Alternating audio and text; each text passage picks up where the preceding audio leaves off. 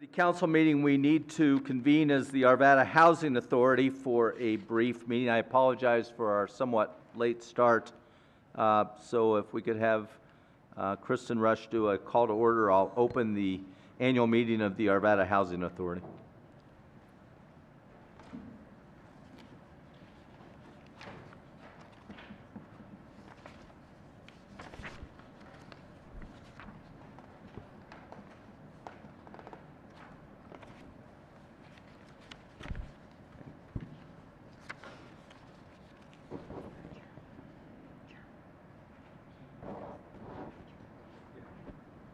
Chairman Williams? Here. Chairman Pro Tem Pfeiffer? Here. Board Member Allard? Board Here. Member Ford? Here. Board Member Jones? Here. Board Member Marriott? Here. Board Member McGough? Here. Okay, all present and accounted for. We have the reading and approval of the minutes of the regular meeting held December 5th, 2016. Any changes or corrections? Seeing none, those will stand approved as submitted. Next, we have the public comment. Is there anyone who wishes to present any public comment on the Arvada Housing Authority? Yes, sir, if you'll come down.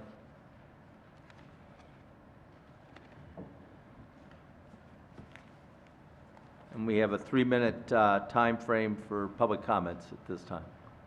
If you'll state your name and address for the record. Sure. My name is Bob McGrath. I live at 11166 West 78th Drive. I'm a homeowner, been living in the community for about 15 years here.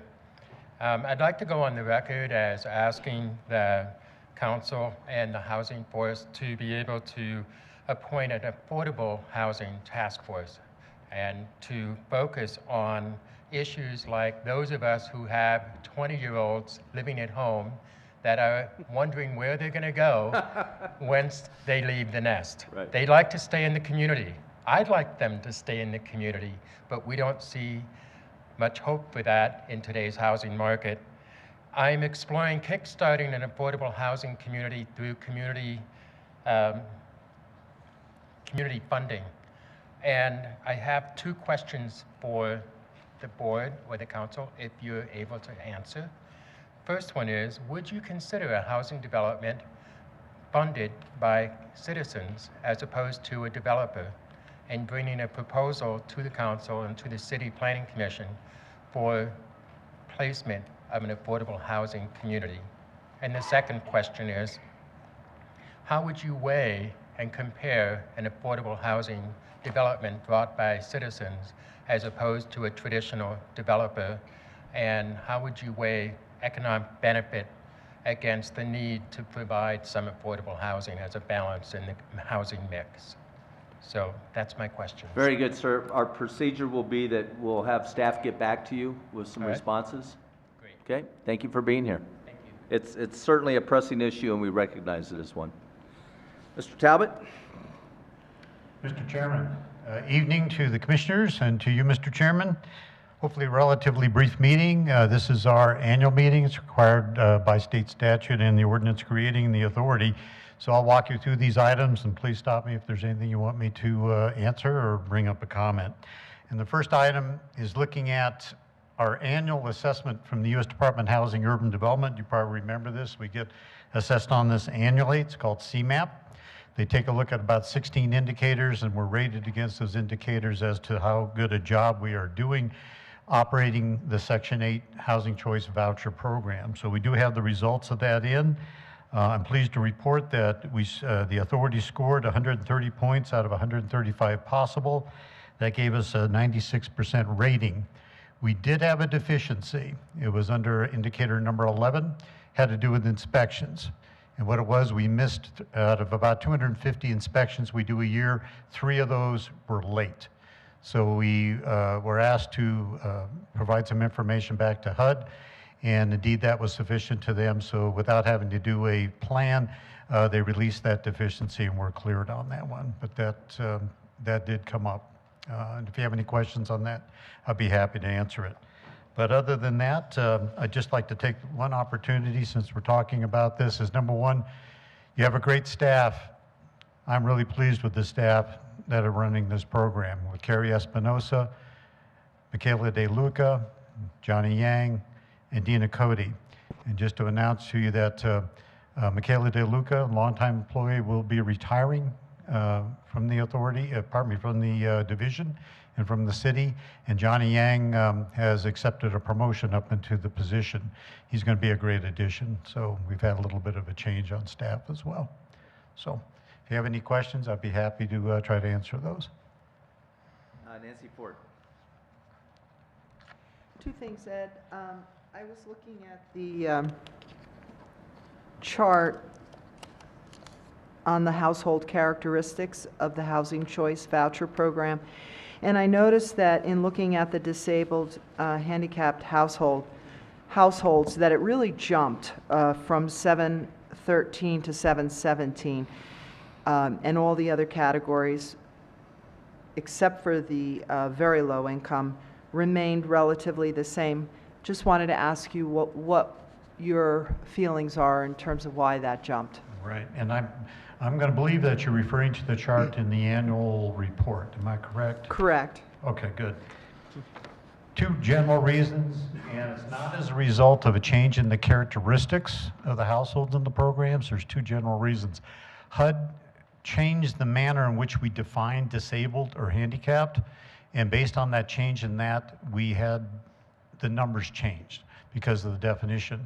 The other is, with the new software provider that we received at that time, the categorization of clients reflected that HUD change. And so then you saw the number change to the much higher number you're seeing now. So it didn't really represent a change in the characteristics. It was the manner in which we're guided by the federal government to make a count on disabled and handicapped. Okay. And I didn't get through the entire document yet, but I did have a couple of comments that I wanted to give you that were more or less changes, if you wanted to grab that. Like a couple of areas there had double points there, and just some other things that you might. One of them was a gender issue that was kind of weird when I read it. It was out of the blue, sort of didn't correspond with some of the other statements in the document. So I just thought I'd give that to you. I think two things. Number one, I am very pleased to hear that you tried to wade through that voluminous document.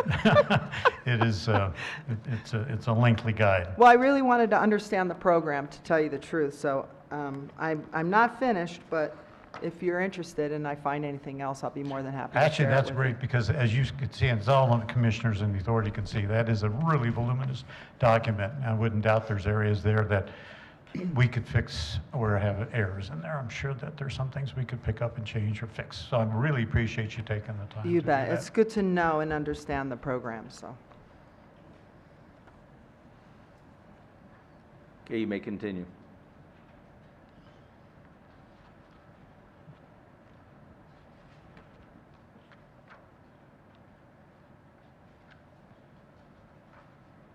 Okay, the second item is a report for you, and this is from the Arvada Community Food Bank Bridges to Opportunity Program. This is our self-sufficiency case management collaboration with the Arvada Community Food Bank. And as we get those quarterly reports, I bring those to you as part of an agenda item for the meeting. So this is just the most recent quarterly report we have. I'm not going to read through that in the interest of time, but of course, if you have any questions, I'd be happy to take those. But I was going to say, just point out, pleased on the behalf of the food bank and the authority that indeed this program has received 2 honors through the National Association of Housing Redevelopment Officials. The first was at the regional conference for the region, and this is the Yes in My Backyard Award that was awarded to both the authority and the Arvada Community Food Bank, and I could pass that around and leave it here as whatever the preference. And then at the National Conference for NARO in Indianapolis, this program was nominated for an award of excellence. We made the first round on this, which is a merit award.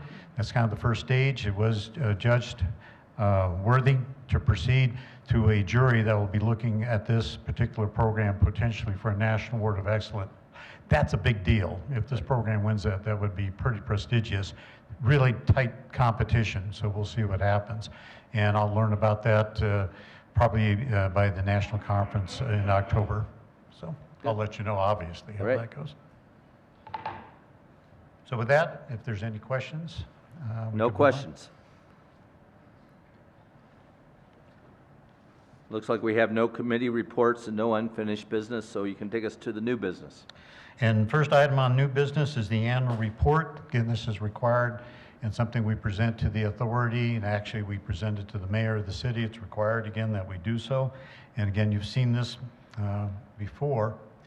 So I would just like to walk you through a little bit of information to delve in again with some of the characteristics of our clients. This shows the characteristics of the households enrolled in the program by July of 2017. Not a lot of change, as Commissioner Ford pointed out, is that you're seeing the elderly at around 40%, and I won't read through the numbers, but you can basically see indeed a picture of the clients we have. And when you do take a look at it, we haven't seen a great deal of shift in terms of those characteristics from last year. And secondly, the way the Section 8 program operates, obviously, Section 8 provides a rent subsidy to a qualified household in the program, and the contract rent is the rent that is paid by the household toward the rent, for the total rent for the unit that they're renting, made up of the two things. Obviously, it's the tenant contribution toward their rent, and then the authority's contribution toward the rent. And as you can see, for as of July 2017, we were looking at a contract rent average of about $1,000 per month, tenant contribution around $374 on average, and the housing authority contribution of about $700. Remember, our clients in this program are not moderate income or low income. They are very low income, because that's what the program is designed and structured to assist, is those at the very lowest income levels that we would see out there for households. So again, without delving into any of the report, I'd be happy to answer any questions you might have, and this would require an action. Mr. Howard? Mr. Mayor, I move that the annual report of the Arvada Housing Authority for the period July 1, 2016 to July 1, 2017 be adopted. Mr. Howard's moved for approval and adopting of the annual report. Mr. Jones, Mr. Howard, if you will vote. Very good. All votes are cast. That passes 7-0. Mr. Talbot? Last item on your agenda, we were suggesting revisions to the Section 8 Housing Choice Program Administrative Plan. Indeed, this is the pages that Commissioner Ford pointed out. It's a rather lengthy document. Obviously, it was included in the packet. What we did is we summarized the changes to those, and those are the 2 pages that are attached. Most of these result from changes in federal requirements relative to different aspects of how the Section 8 program operates. And again, in the interest of time, I won't walk you through each one of those, but if you have any questions, I'd be happy to try to answer those. Any questions or comments from council or from the authority? Seeing none, I'm ready for a motion. Mr. Marriott, you're first. Thank you, Your Honor.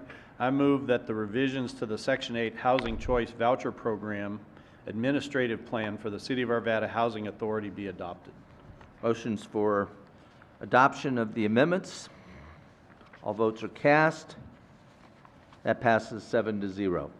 Thank you. Okay, is there any further business to come from the Housing Authority? None for me, unless you have any other questions that you'd like to address. I don't see any other questions. Mr. Talbot, you do very important work. You and your staff are to be congratulated for what you do. We recognize, as the first speaker indicated tonight, we've got issues in our community, which is not just here, but metro-wide, in fact, statewide, in terms of housing costs and affordability and attainability of housing. And so we appreciate the work that you continue to do in this arena. Thank you. I appreciate that, and I'll pass that on to the staff because they're the ones that really deserve it. But I thank you for that. Thank you. Yep. Have a good evening. Okay, now I'll call to order the Arvada City Council meeting. So now we're going to put on our City Council hats instead of authority hats. I'll call upon Council Member John Marriott for a moment of reflection. Would you all please join me in a moment of silent reflection?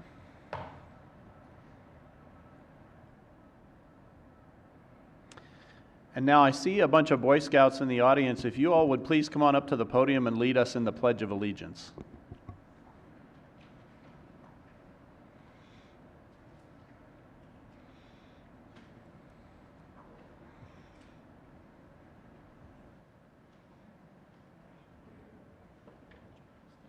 Yeah.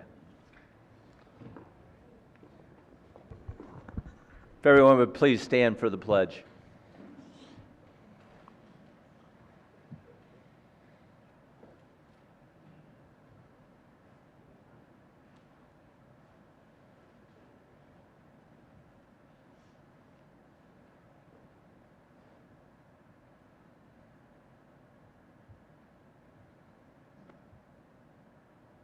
Okay, Scouts.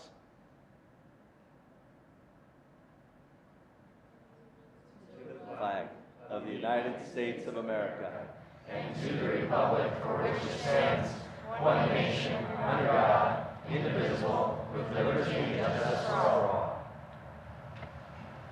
Well, Scouts, thanks for being here. Before you sit down, we normally have Scouts introduce themselves.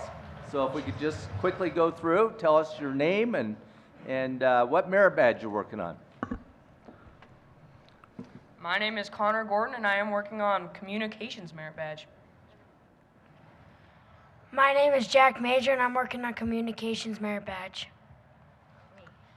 My name is Jake Wimbish, and I'm working on Communications Merit Badge. My name is Cooper Best, and I'm working on Communications Merit Badge. My name is Landon Smith, and I'm working on Communications Merit Badge. My name is Michael Sullivan, and I'm working on the Citizenship and the Community Merit Badge. My name is Jack Kelly, and I am working on the Communications Merit Badge. My name is Connor Chase, and I am working on the Communications Merit Badge. My name is Tyler Bradbury, and I am working on the Communications Merit Badge. My name is Jack Lee, and I'm working on the Communications Merit Badge. I'm Eli Wagner, and I'm doing the Communications Merit Badge. My name is Parker Snyder, and I'm working on the Communications Merit Badge. My name is Aiden Wagner, and I'm working on Communications Merit Badge. My name is Hudson Staub, and I'm working on the Citizenship and the Community Merit Badge. I'm Mason Smith, and I'm working on the Communication Merit Badge. My name is Elijah Thomas, and I'm working on Communications Merit Badge. My name is Sam, and I'm working on the Communications Merit Badge. My name is Nathan Riggs, and I'm working on Citizenship and the Community Merit Badge. Great hair. My name's Alex, and I'm working on the Citizenship and the Community Merit Badge. My name is Luke, and I'm working on the Citizenship and Community Merit Badge. My name is David, and I'm working on the Citizenship and the Community Merit Badge. My name is Chase, and I'm working on the Communications Merit Badge. My name is Bennett Snyder, and I'm working on the Communications Merit Badge. Let's give these Scouts a round of applause.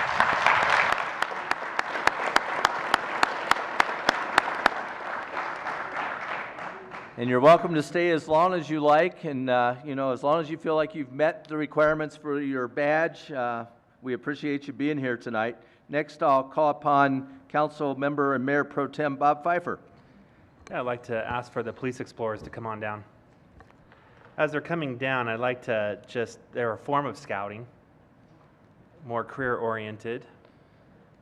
And I saw them win some awards on Facebook and asked that council recognize these young adults and their sponsors.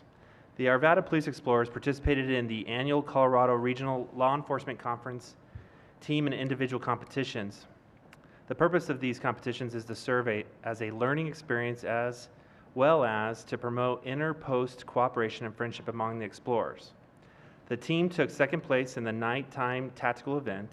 Several individuals placed first through fourth in de-escalation, building searches, traffic stops, hostage negotiation, domestic violence, and obstacle course. The City Council wishes to congratulate the Arvada Police Explorers.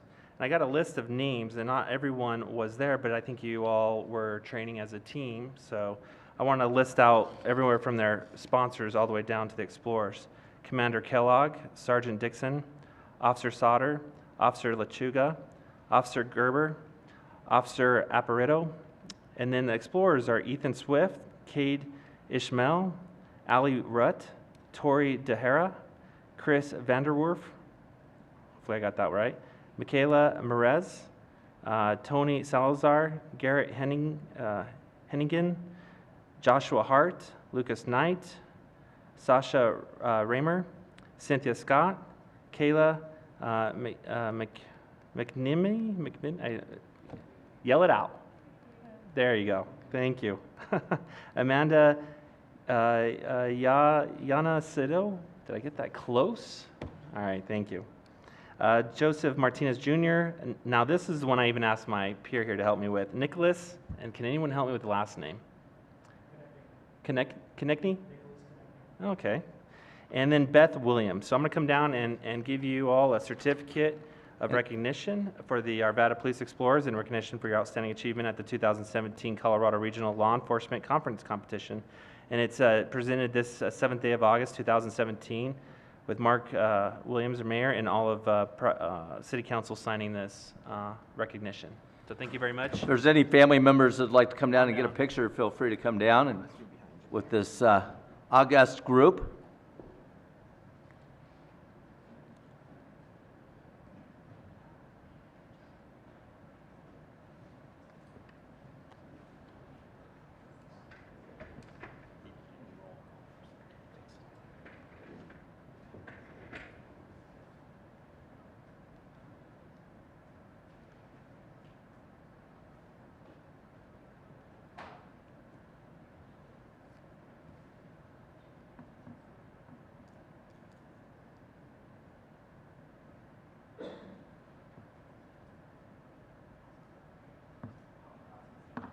Very good.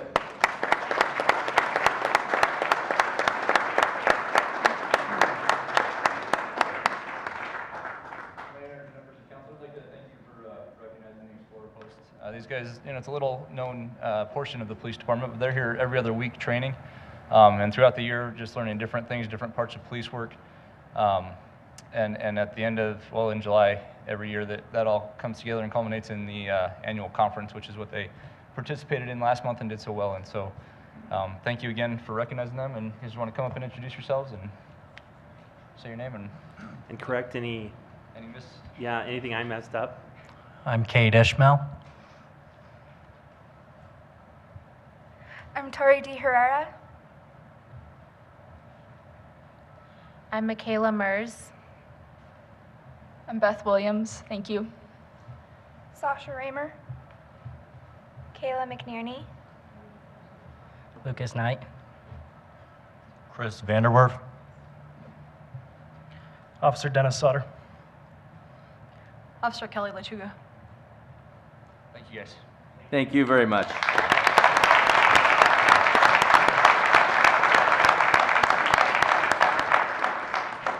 I'm very proud of these young people for their interest in law enforcement, and they put a lot of time and effort, and they're really, truly a resource for our communities, so we appreciate what they do for us.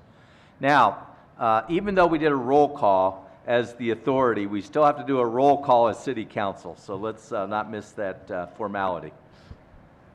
Mayor Williams? Here. Mayor Pro Tem Pfeiffer? Here. Councilmember Allard? Here. Councilmember Ford? Here. Councilmember Jones? Here.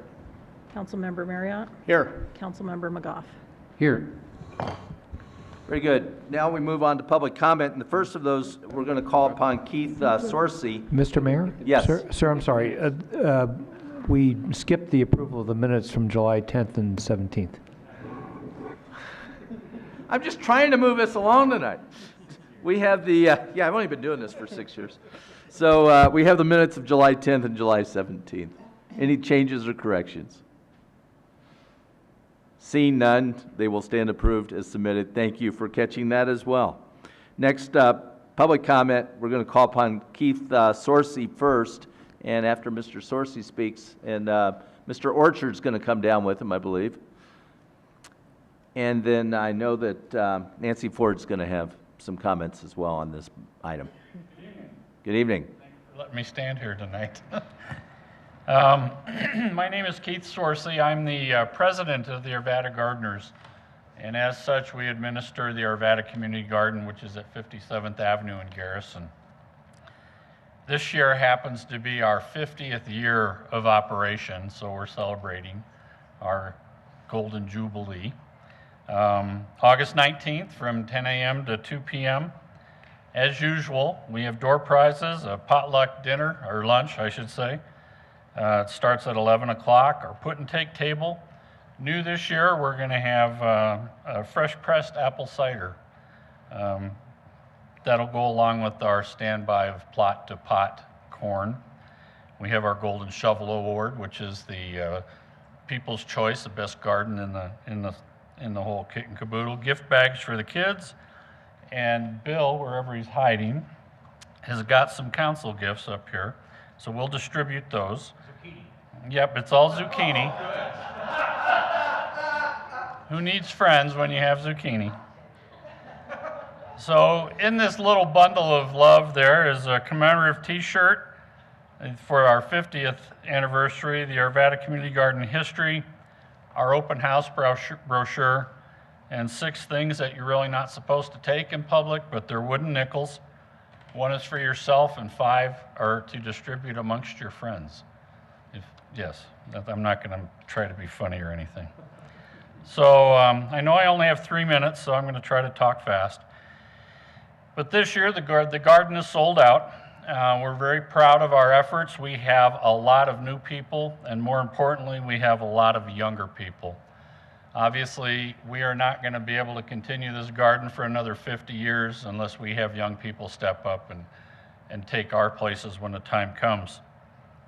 We do continue to make improvements. We have our ADA gardens. We are a monarch butterfly garden. It's a registered site by the Monarch Larva Monitoring Project. We have installed composting. We do food bank.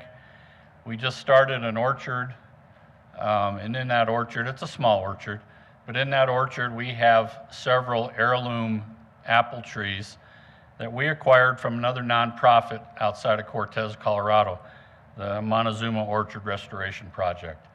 One of the trees in particular, they found a 125-year-old tree named the Colorado Orange growing on a fence line, and we've been lucky enough to receive one of those, as well as a few others. And the other one's name is Thunderbolt, and I can't remember the other 5 or 4. So we're doing a lot of nice things. We're doing some of the same things. We're still donating food to the food bank. We've got dedicated food bank plots, and they are maintained by the volunteers at the garden, and all the produce goes to the community or food bank, Arvada Food Bank. The garden is also a community wildlife habitat, but that sounds kind of counterproductive, but it relates to butterflies and pollinators, whether they be bees or wasps or bats for that matter. We've done a lot. I foresee us doing a lot more. We've partnered with CASA, which is out of Jefferson and Gilpin County. It's a court-appointed special advocate system. They have a plot at the garden, and that involves their clientele. We're also working on, it just happened today, thank you very much. We're going to be helping them with some other projects which will come to light soon. So with all that said, I would like to thank the city for 50 years. You guys have put up with us and through good and bad. We appreciate it. For those of you that don't know, we are on city property. We use city water, and we are afforded the opportunity and the privilege to apply for neighborhood grants, and we've gotten some and we haven't gotten others, but we're happy to get anything we can. So with that, I would like to thank you all. Thank you very much. Thank you. Over to Nancy Ford. Thank you, Mayor. Should I stand here? Or Yes. Yes, please. Why don't you get Mr. Orchard to stand up here And with Bill, you? too.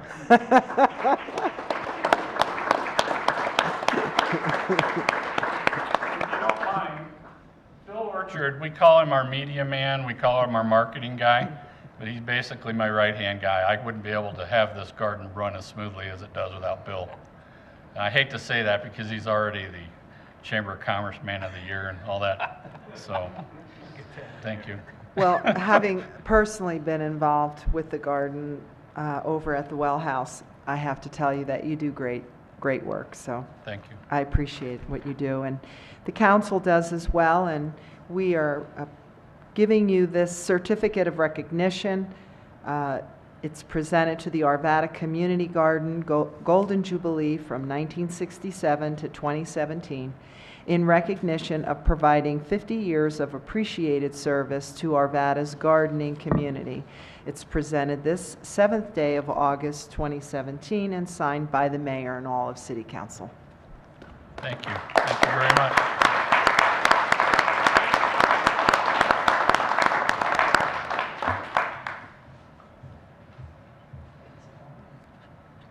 Don't jerk my hand. Thank you. Just going to take our picture. Oh, okay. Can I put my arm around you? Oh, sure. I prefer that. Kathy's going to get one too. Thanks. Thanks. Thanks for the work you do. Right. Thank you very much. That's beautiful. Thank you. Congratulations, and congratulations on the anniversary. Next call upon State Senator Andy Kerr.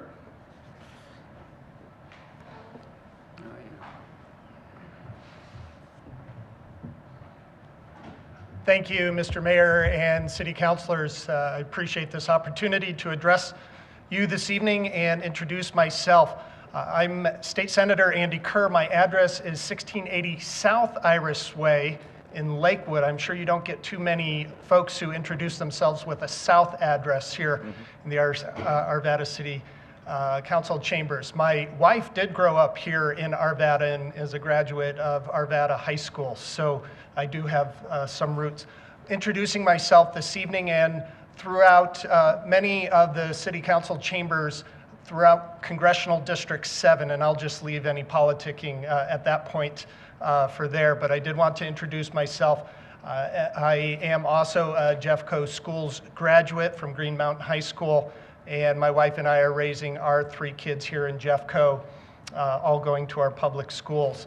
I do get to spend a good bit of time enjoying the city of Arvada. I was here last Tuesday night for the National Night Out right here at the Old Town Square, and was able to meet many of your fine officers who are out helping to bring community together. And I actually visited 6 different National Night Out communities, all the way from Westminster down to my neighborhood in Lakewood. My family also enjoys many of your sports complexes. A few years back, I was in a men's softball D-League softball evening league, and my sons have spent quite a bit of time at the Stanger complex in your very excellent Stanger complex doing lacrosse tournaments. So I appreciate the high quality of your sports complexes around here. I'm a Jeffco Schools teacher. I teach social studies, have been teaching social studies here in Jeffco Schools for the last 20 years. And as I mentioned, my 3 kids going through Jeffco Schools. My wife and I are very happy that this is the year with our 3 kids in 3 different schools. We have an elementary student, a middle school student, and a high school student. So my job at this point, other than being a state senator or a Jeffco teacher, is also to be a taxi, or I guess in this century we call it an Uber driver for my kids. I do think that this is the most important thing that we do as elected officials, is actually hear from the public and spend time listening to the feedback we receive from the public. So thank you for the opportunity to introduce myself. Thank you for taking the time to listen to your constituents as well. Thank you, Senator. Thank you. Next, we'll call upon Bob McGrath. And then Sherry Weisel.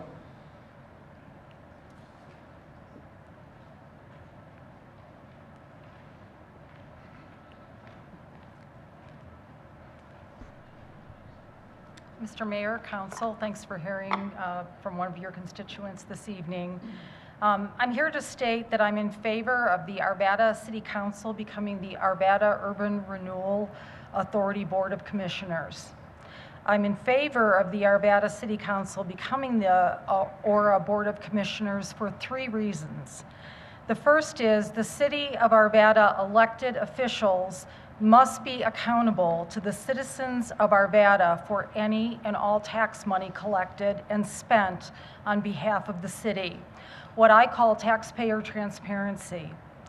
The current structure of the Aura Board has not provided nor demonstrated adequate accountability to citizens of Arvada. I base this on these facts.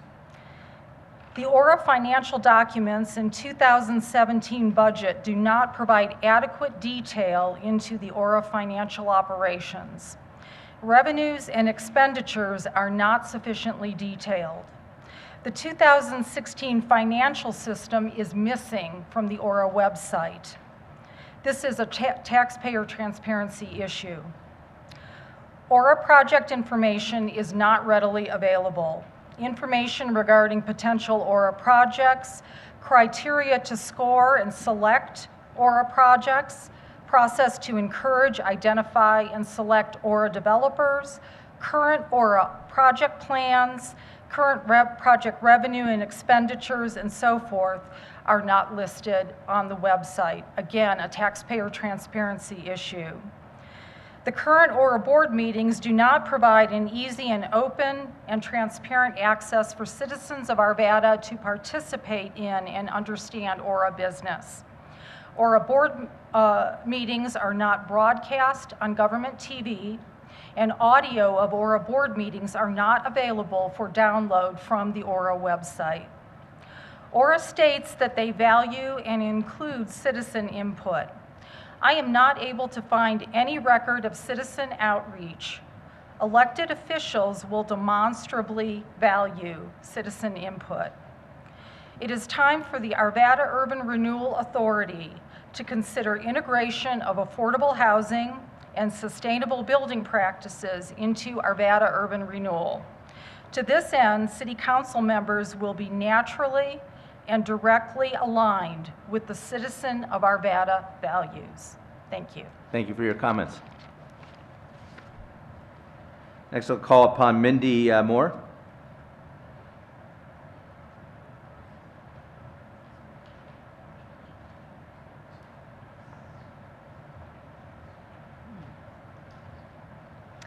Yes, my name is Mindy Moore, and I live at 11680 West 66th Place, Unit C.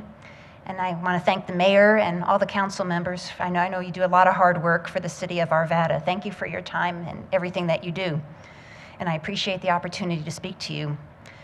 We saw in the most recent Arvada report what I believe is a long overdue article about homelessness in Arvada. This is a caring community, and as we just heard from Mr. Talbot, the Housing Authority, the work that the Food Bank and others are doing, we receive awards, high marks, and recognition for what we do. But as you know and as you acknowledged, it's not enough. There's not enough affordable housing in this area to even give the vouchers out that people need, for example. Our neighbors, Lakewood, Wheat Ridge, Golden, Edgewater, they are all actively building or renovating new affordable housing. I go to their meetings, I hear it. I also have gone to Jefferson County Commissioner hearings. And when I go, I'm ashamed that we're not doing the same thing in Arvada. As I said, there's just not enough affordable housing in our community, and I have 2 daughters that graduated high school and can't afford to live here. I recently heard about the 9-acre Old Town site about to be sold to a developer for high-density housing. This is downtown Old Town Arvada. It's near mass transit. It's the perfect place for affordable housing, as many of our other cities, our neighbors that I just mentioned, are doing. I'm not here to argue about the sales price of $30, but just to ask that the city look at a way to stipulate that whatever development is built there include a significant portion of affordable housing, some type of long-term agreement that units will be rented that are affordable. Thank you very much. Thank you for your input. We normally don't permit applause during public comment. We do for our recognitions and things of that nature. On the issue of homelessness, I do want to point out that all of the communities in Jefferson County are working together. Our city managers and the county administrator have all committed to putting some significant time and energy into trying to address this homeless issue to a greater degree, and we're trying to do the same with attainable housing as well. Cindy Kreitzer, you're next.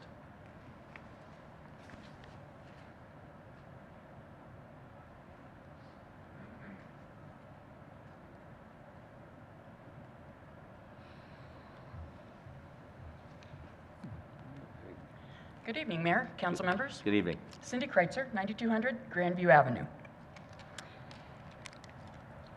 I'm sure that you're all aware by now of the petition that we have out aimed at urban renewal reform, and that one section of that petition had to be removed because it can only appear on a regular election ballot as opposed to a special election ballot. We're here tonight to ask City Council to voluntarily place that issue of changing the Aura board format from 100% mayorally appointed to the city council members themselves acting as the board on the upcoming November ballot. Others here tonight will address the reasons why we believe this would be an improvement to the process. So I'm just going to comment on one or two of the most concern to me. The first one is, on October 19th, 2015, the City Council approved a consent agenda item in a 6-to-1 vote that gave the city manager authority to transfer ownership of certain city-owned property. On December the 2nd of 2015, a DDA agreement was signed by Fred Jacobson, the president of the Arvada Urban Renewal Authority Board, with Bill Mosher, the representative of TC Denver Development.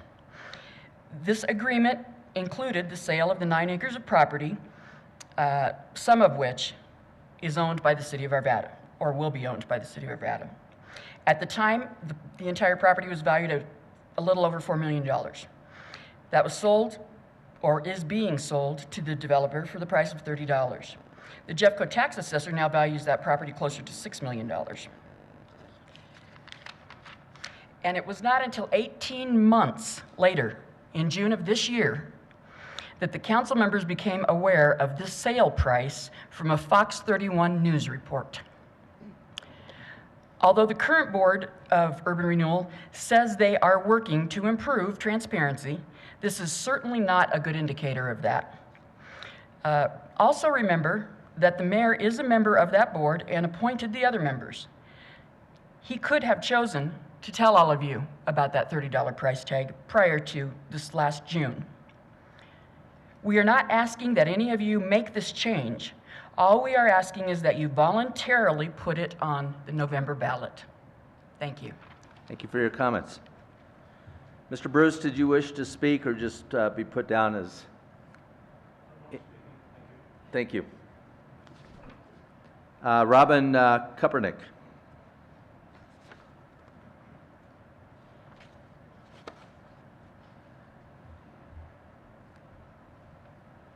Good evening. Good evening. Thank you. So I'm here tonight because I want to represent not just myself, but also many of my friends who are moms with adult kids and are living in our houses in Arvada. And I want to share that I've lived in Arvada for 27 years, actually all my life, but we've had sons for 27 years. And they're great kids. They would love to be out living on their own, but they can't. So I hear when I talk to my friends, some of them are here tonight, lots of ideas. I hear about tiny homes. I hear about places in Denver that are subsidized with the Denver Housing Authority. I hear about colorful places where market rent is right next to subsidized homes. And I don't hear about any of that in Arvada. And that makes me sad. I wonder if we should have a separate advisory board that studies this issue. I know we have one for sustainability. I know we have several different advisory boards for other key issues, but I noticed that we don't have one for affordable housing. And so, Mr. Marriott, you and I talked on the phone earlier, and that was an idea that came out of our conversation. I don't know what the right answer is, but I'm just here tonight because this is just so darn important for Arvada. It's important not just for the people who are at the very bottom of the income, but we're talking about attainable housing, and it's important for our kids. And I'm hoping that my kids and the children of my friends can continue living in our great community, and they don't have to move somewhere else. I think it's really important to make Arvada a place for all of us to live, not just people who can afford beautiful rentals in Old Town Arvada. Thank you. Thank you for your comments. Dr. Harriet Hall.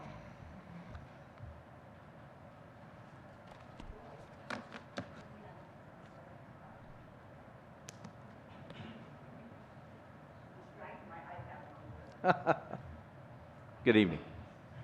Good evening, Mayor and members of council. My name's Harriet Hall. I live at 6703 Grandview Avenue in Arvada, in Stockey-Walter Historic District. I'm here to talk about issues that you've already heard about, and so I'm going to try to be very brief, but I'm also going to try to link two issues together, and that's the issue of you all sitting as the Urban Renewal Authority and the issue of homelessness. I think that one of the things that has really driven my support of changes with the Urban Renewal Authority is the issue of transparency and my concerns about developments that happen with people finding out about them at the last minute when it appears there is not enough time to do anything about it. And you've heard me talk about that before. And I think that transparency would be much greater with you all listening directly to citizen input as opposed to the current ORA board and the uncomfortable nature of citizen input there. Citizens, it's not comfortable to go. I've only gone to a couple of ORA board meetings. It was not a comfortable experience at all. You can't hear. You can get the tape, but then you still can't really understand what a lot of is being said. And that's not conducive to transparency. I also think that the issues that were brought of homelessness are very important issues to you all as the City Council, and they're important to you in a way that they are not important to a board that's been appointed to deal with development issues. I know that ORA says that their mission is to wipe out blight, but basically how they operate is paying attention to development issues, not wiping out blight. I think we need to pay attention to wiping out homelessness, and I think you all as the City Council are the group to care about that, not a board that is really interested in development in the way the ORA board is. So that is my recommendation, and that is my reason for supporting that, and I would go along with Ms. Kreutzer's request that you all put this issue on the ballot. Thank you. Thank you, Dr. Hall. Anyone else wish to speak during public comment portion? Yes.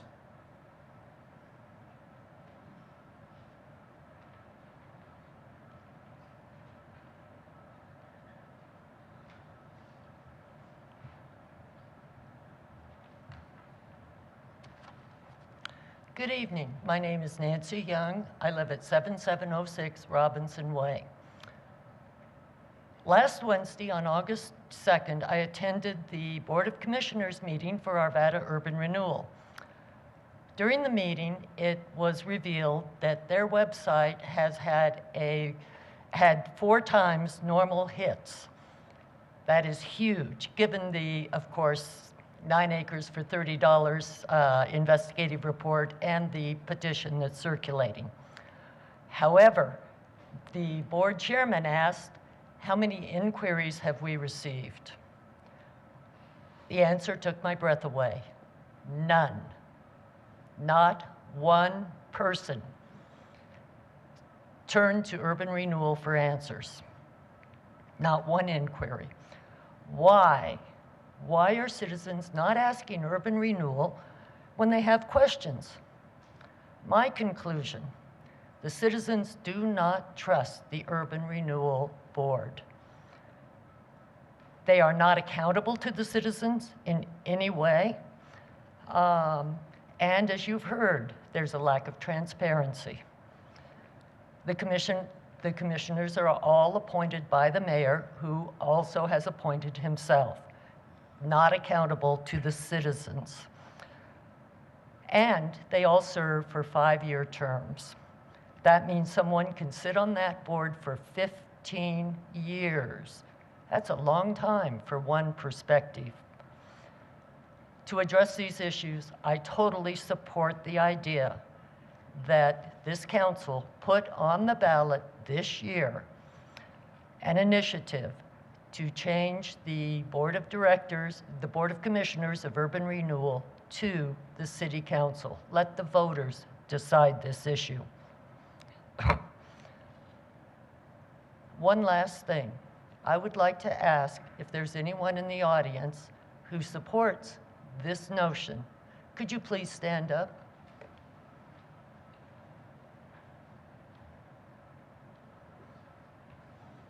As you can tell, there is citizen support, and given the difficulty for citizens to come to these meetings, I think that that's meaningful.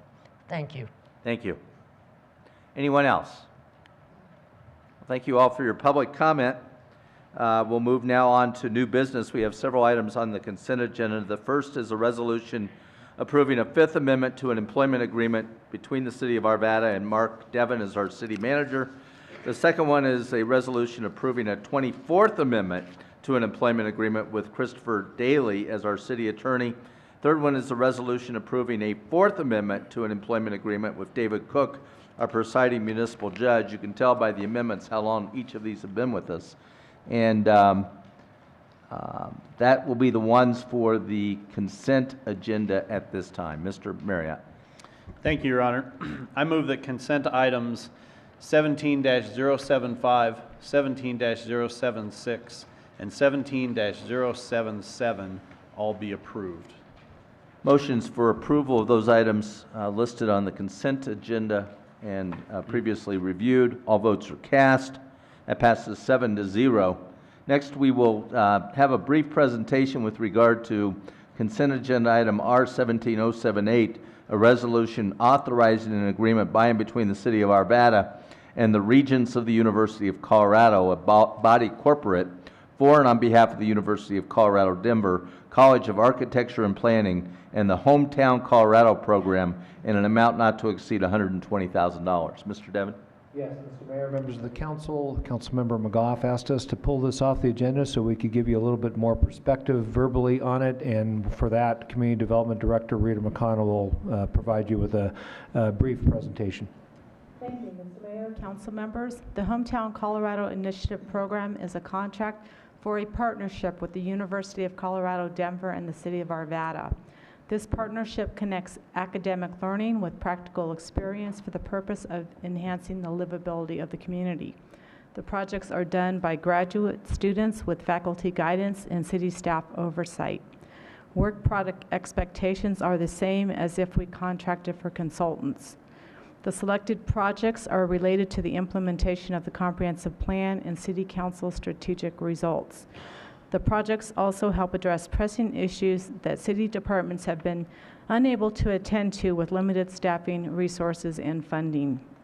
We have already completed a pilot program with 5 projects involving community development and utilities. These 5 projects will be presented in full detail at the September 25th workshop with City Council. 3 of these projects are related to water conservation and 2 of them are related to attainable housing. The Hometown Colorado contract before you this evening will allow for 16 additional projects for the fall 2017 and spring 2018 academic semesters. 5 major city departments are represented, including community development, utilities, parks, golf and hospitality, public works, and IEDA. The request is for $120,000. A description of these projects will also be presented at the September 25th workshop. We believe this contract will allow for us to get many more projects done that support our comprehensive plan implementation schedule, as well as support the schedule for the City Council strategic results that are expected in the near future. We cannot do this with existing staffing levels, and in order to do these projects would require us to outsource, and we simply don't have the funding to do that. Staff recommends approval of this contract. That concludes my comments. Okay, Mr. McGough. Yes, thank you for allowing this consent item to be considered separately. Thought it was significant that The projects that were described, economic development, a master agriculture plan, water conservation, workforce supply and demand, attracting industry and transportation demand, that those projects can be looked at by the graduate students of University of Colorado at Denver. So we get the expertise, the knowledge, and the energy of graduate students at a local university. I think it's a wonderful cooperative relationship, and I'm glad that we had time to focus a little more attention on it. Thank you. Great. Nancy Ford. I just wanted to agree with what Mr. McGough said. As a former university professor, I think it's absolutely fantastic that we are getting students involved in the work of our city, and I agree totally that we're going to most likely get some very keen ideas from enthusiastic students and good work. Very good. Mr. Marriott, do you wish to make the motion? Thank you, Your Honor. I move that R 17-078, a resolution authorizing an agreement by and between the City of Arvada and the Regents of the University of Colorado, a body corporate for and on behalf of the University of Colorado Denver, College of Architecture and Planning, and the Hometown Colorado program in an amount not to exceed $120,000 be approved. Motion's for approval. All votes are cast.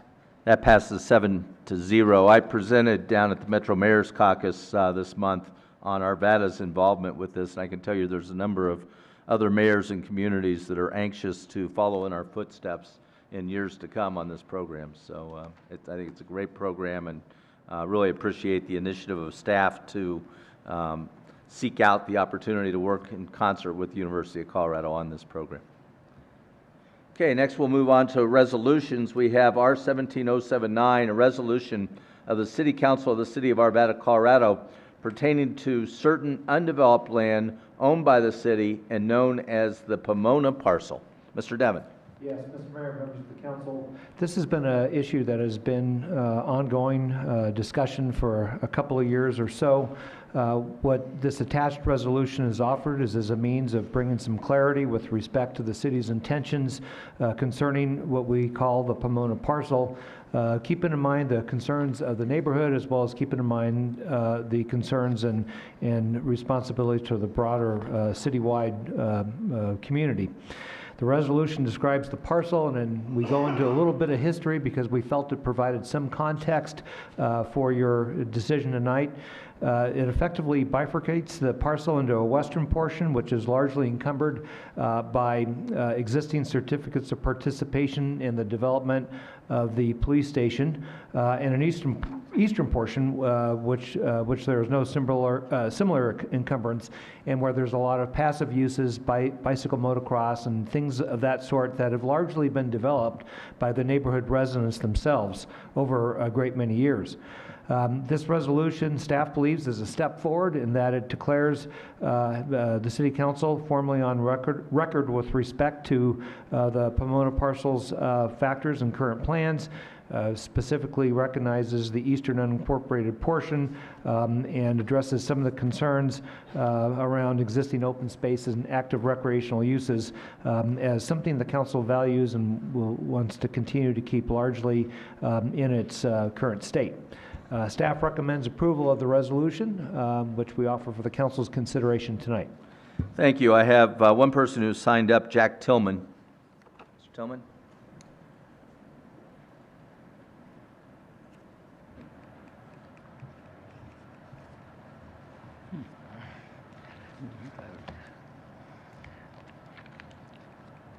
This is going to be the briefest statement of the entire night, trust me. Okay. All right, so my name is Jack Tillman. I am the president of the Lake Harbor Homeowners Association Board of Directors. My address is 8415 Lamar Drive. I live in Lake Harbor. And we have worked with Nancy and also with Mark on this project for quite some time. We felt that with the resolution coming to the last board meeting that we wanted to put together a very fast position paper so that way the council understands what we believe in. So, based on that, my statement here is while the Lake Harbor Homeowners Association Board of Directors is disappointed in the council's decision not to rezone the Pomona parcel to park and open space, which we originally requested back in 2016, we recognize and very much appreciate the council's efforts on Resolution R-17-079. It represents council's collective statement of intent not to promote any developments on the unencumbered portion of the parcel at this time. We are very grateful to council for listening to our concerns and offering the resolution. That said, while we appreciate the intent of the resolution, we also understand that the resolution does not carry legal force in preventing the future development of the Pomona parcel. Therefore, the Lake Harbor Board of Directors takes a position of neutrality, but we will not oppose the resolution. We will look forward to continuing the good work with the council on this and other civic matters as well. And before closing, I would like to give special recognition to Nancy Ford for all of the good work, the hard work, and the compromises that she has put the time in on this. We appreciate her attending our board meetings. We appreciate her effort, as well as Mark Devon. Thank you guys so much. We really appreciate it. That's it. Thank you very much. Any other members of the community wish to speak on this item? Seeing none, I'll open it up for council questions or discussion or motion. Mr. Marriott. Thank you, Your Honor. I move that R 17-079, a resolution of the City Council of the City of Arvada, Colorado, pertaining to certain undeveloped land owned by the city, known as the Pomona parcel, be approved. Nancy Ford. I'd like to make an amendment to the proposed resolution. I'd like to encourage us to go back to the June 16, 2017 document that added in paragraph 15, which states that whereas notwithstanding the foregoing recital, the City Council wishes to express that it has no intention, I'd like to include now or in the future, either change the nature and status of or uses existing on the unencumbered area. And the reason why I'd like to add the words now or in the future is I feel that it gives a little bit more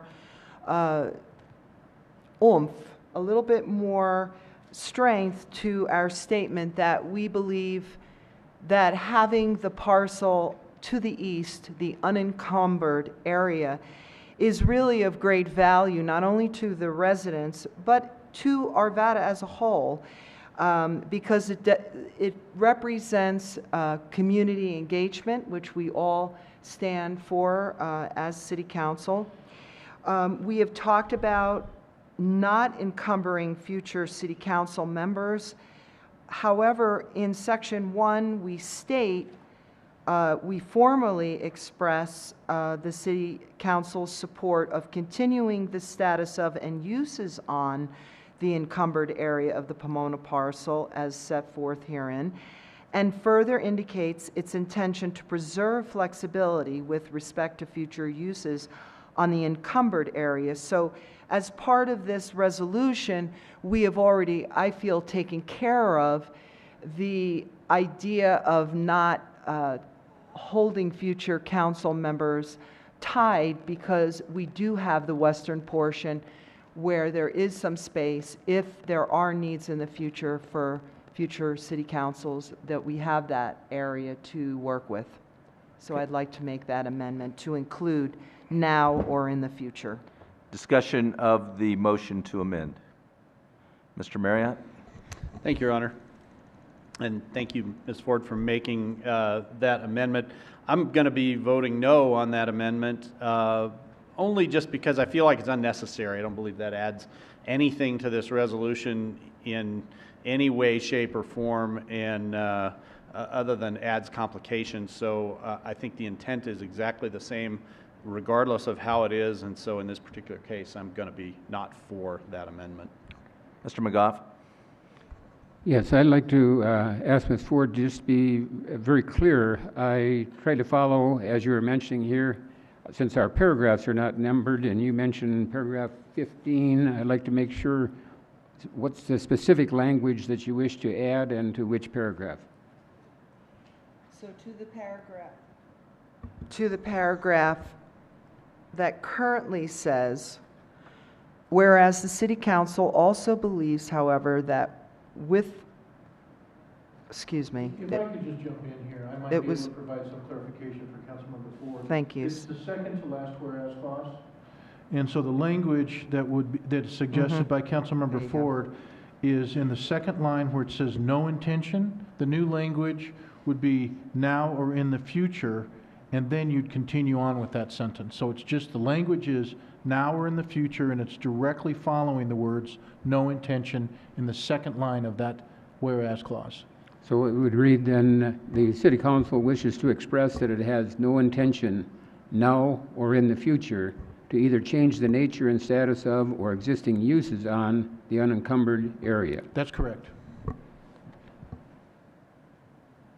Do you have any additional comments, Mr. McGough? Yes. I'm struggling to understand how much more meaning that gives it now or in the future. Obviously, if the resolution is voted on at this point, that takes care of the now. In the future, we have no control over the future, whether that's by a future meeting of this council acting with new information or a future council acting with new information. So I have some difficulty in seeing the value of adding those words. Mr. Howard? I would speak in opposition to the language also for the reasons Mr. McGough stated. And simple fact of the matter is, by inserting those words, and with all due respect, Ms. Ford, I think it gives a kind of an inference that we are trying to bind future councils, whoever they may be, that some reason may occur for that land to be used for some public purpose that it would mean it'd be beneficial for the land to be used or developed. So I'm encouraging us not to approve it. Mr. Jones? So just a question of the city attorney. If in fact that language was included, would it truly encumber a future city council if they wished to make a change? No. Thank you. Okay, there are no other questions. If you'll please vote on the motion to amend. Just a clarification. So a yes to the motion to amend is? Would to incorporate Ms. Ford's language into the motion. And then we still have to vote on the ultimate motion. So this is only on the motion to amend. That fails on a 4-3 vote. So now we will go to the main motion. Mr. Marriott's motion to adopt the resolution as presented. All votes are cast. That passes 7-0. I appreciate the work of the Homeowners Association. I appreciate, Nancy, you continuing to fight for your neighborhood on this issue and to seek something even further than the compromise that had been reached through the prior negotiations. As I will continue in the future. I'm sure you will. If I'm able. Very good. Next, we have a resolution authorizing intergovernmental agreements by and between the City of Arvada and the counties of Adams and Jefferson for the regular municipal election on November 7th, 2017. Mr. Devon? Yes, Mr. Mayor and members of the council, this resolution will authorize the intergovernmental agreements with our two counties, Adams and Jefferson County, for the municipal election to be held on November the 7th, 2017. The approximate cost for contracting with both counties for a regular municipal election is $50,000.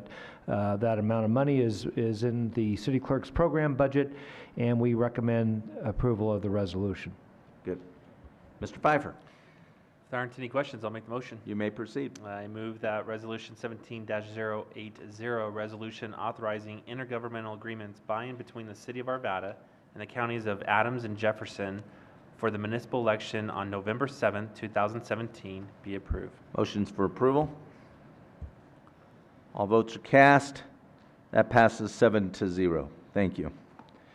Next, Mr. Mayor Pro Tem, if you wish to do the first readings. Yeah, I move that Council Bill 17-024, an ordinance repealing and reenacting Chapter 42, Fire Prevention and Protection of the Arvada City Code, through adoption by reference of the 2015 International Fire Code published by the International Code Council and establish penalties for violation thereof, as well as Council Bill 17-025, an ordinance repealing and reenacting Chapter 18, Buildings and Building Regulations of the Arvada City Code through the adoption of general and administrative provisions and the adoption by reference of the 2015 International Building Code and 2015 International Residential Code, the 2015 International Energy Conservation Code, and the 2015 International Existing Building Code,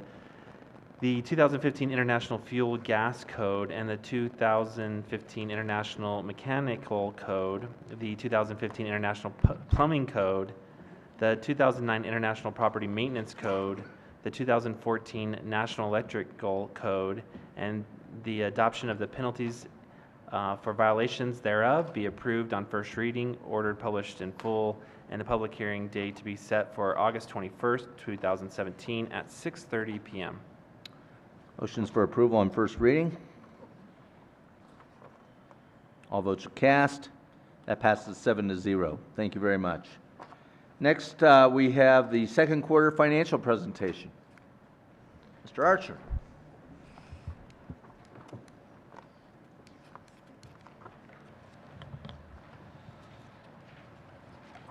Mayor and Council, thank you for the opportunity to present our mid-year financial report. Hopefully you all received the printed copy and had the opportunity to take a look at it over the weekend. We will dive right in tonight. Controller Deb Nielsen and myself will be presenting. As soon as the slide comes back, we'll start.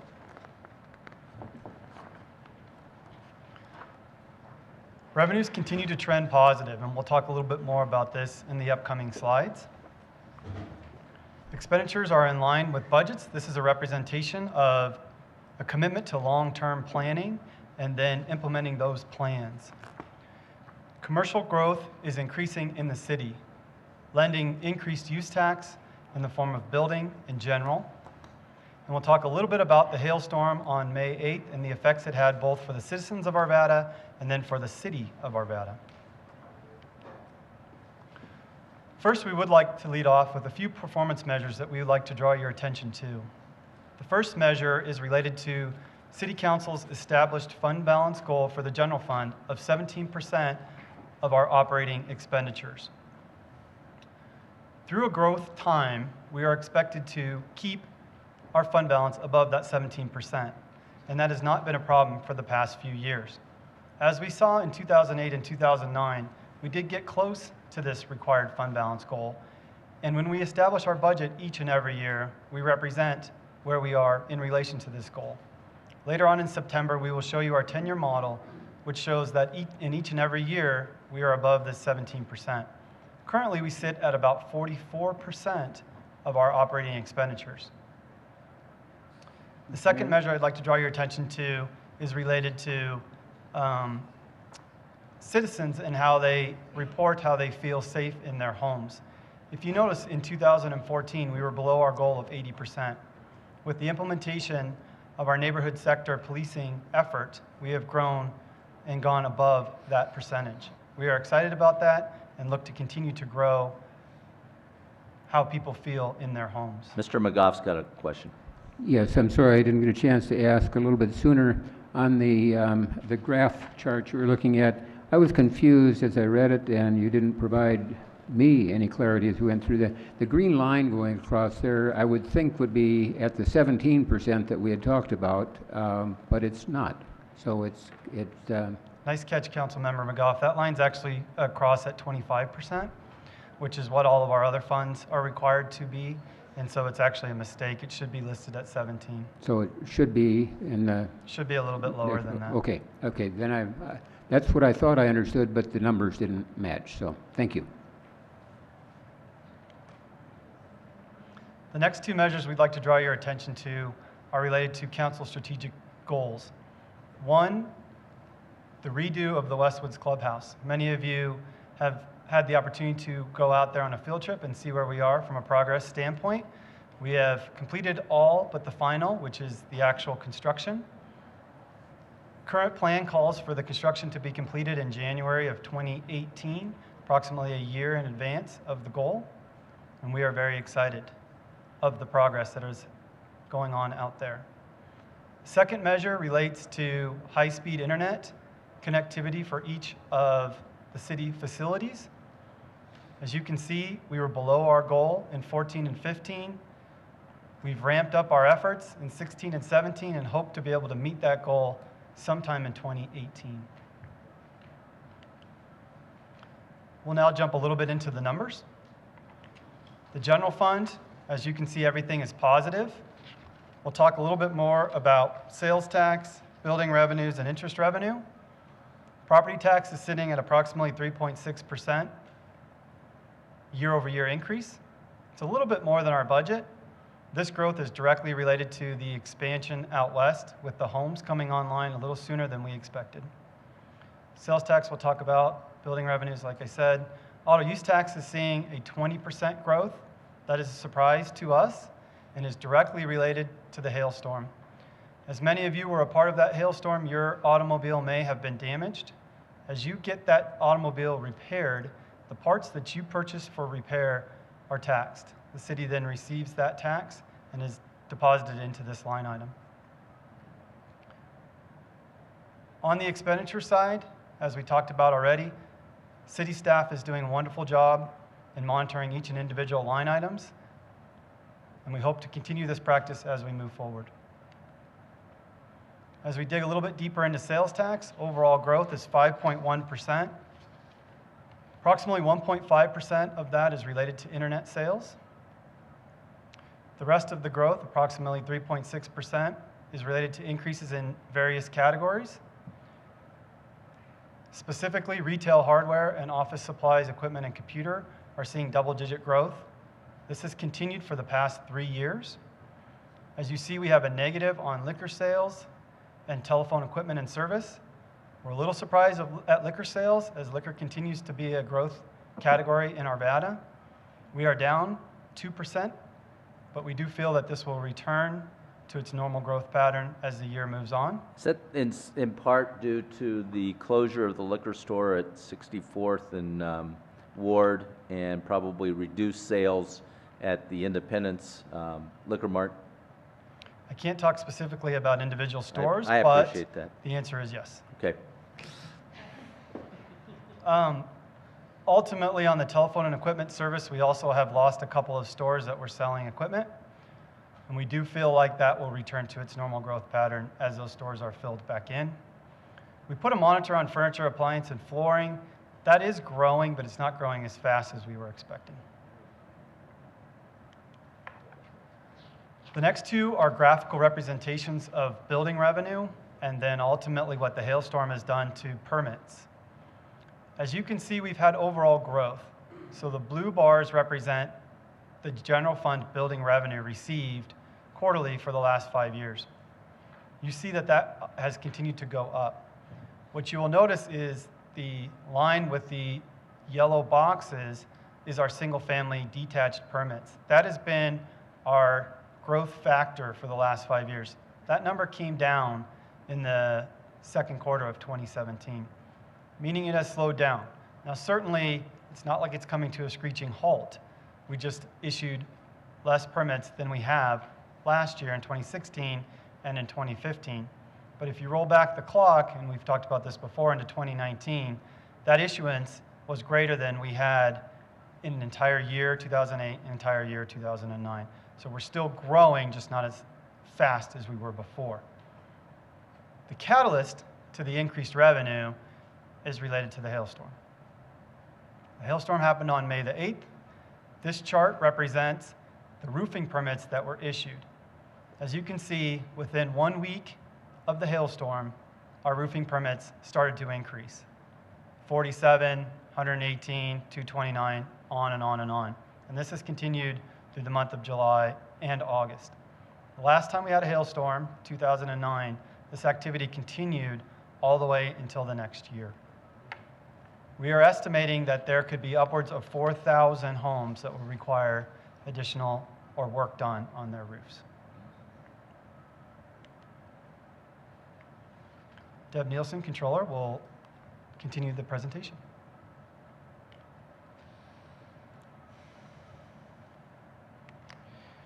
So the other funds overview, there's a few items that we are monitoring. Parks funds expenditures, we are monitoring those due to some timing of payments. We do expect that to come back in line for year end. Community development, we have a monitor on revenues there as some of the grant revenues are a little bit lower this year. So we are watching that with the staff for community development. We have a warning on the revenues for the golf fund. We expected this, due to the clubhouse remodel and the irrigation system replacement out at Westwoods. Golf most likely will not meet its revenue estimates for this year.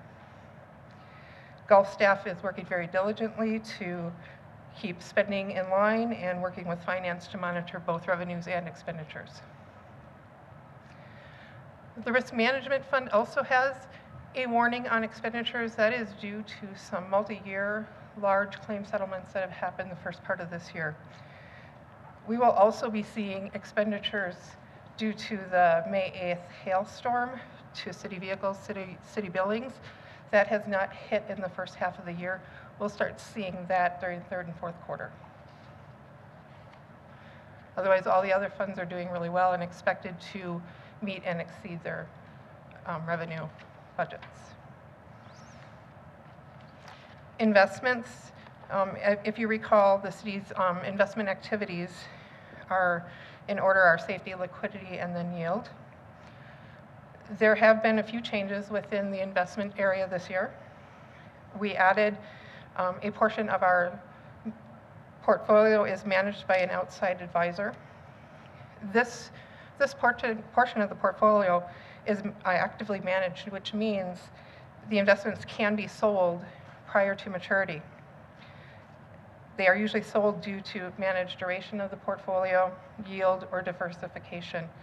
The city's portion of the portfolio is strategy is to buy and hold those to maturity. The other change we've made on the investment side this year is the city's benchmark was changed earlier this year to better reflect the actual portfolio of the city. Currently, the portfolio is performing below the benchmark of about 11 basis points. This is really due to the fact that the city's portion of that portfolio is held to maturity. So in a rising interest rate environment, that's very normal. As far as yield on the portfolio, the yield is doing very well. We are currently for this year at 1.2%. Last year, the first half of the year, we were at 0.96%, and 2015, we were at 0.71% yield. So that has been increasing over the last 3 years. In summary, building activity is driving growth. An ongoing challenge is infrastructure, such as our street maintenance and capacity. And then we will continue to add recommendations to the one-time item list, which council will have input on during the retreat in January. Are there any questions? Mr. Jones, you're first. Just one question. You mentioned on the hailstorm, those parts for cars and roofs, so like roofing material, all of that, those tax dollars will flow into the city. Yes. Great, thank you. Mr. Pfeiffer.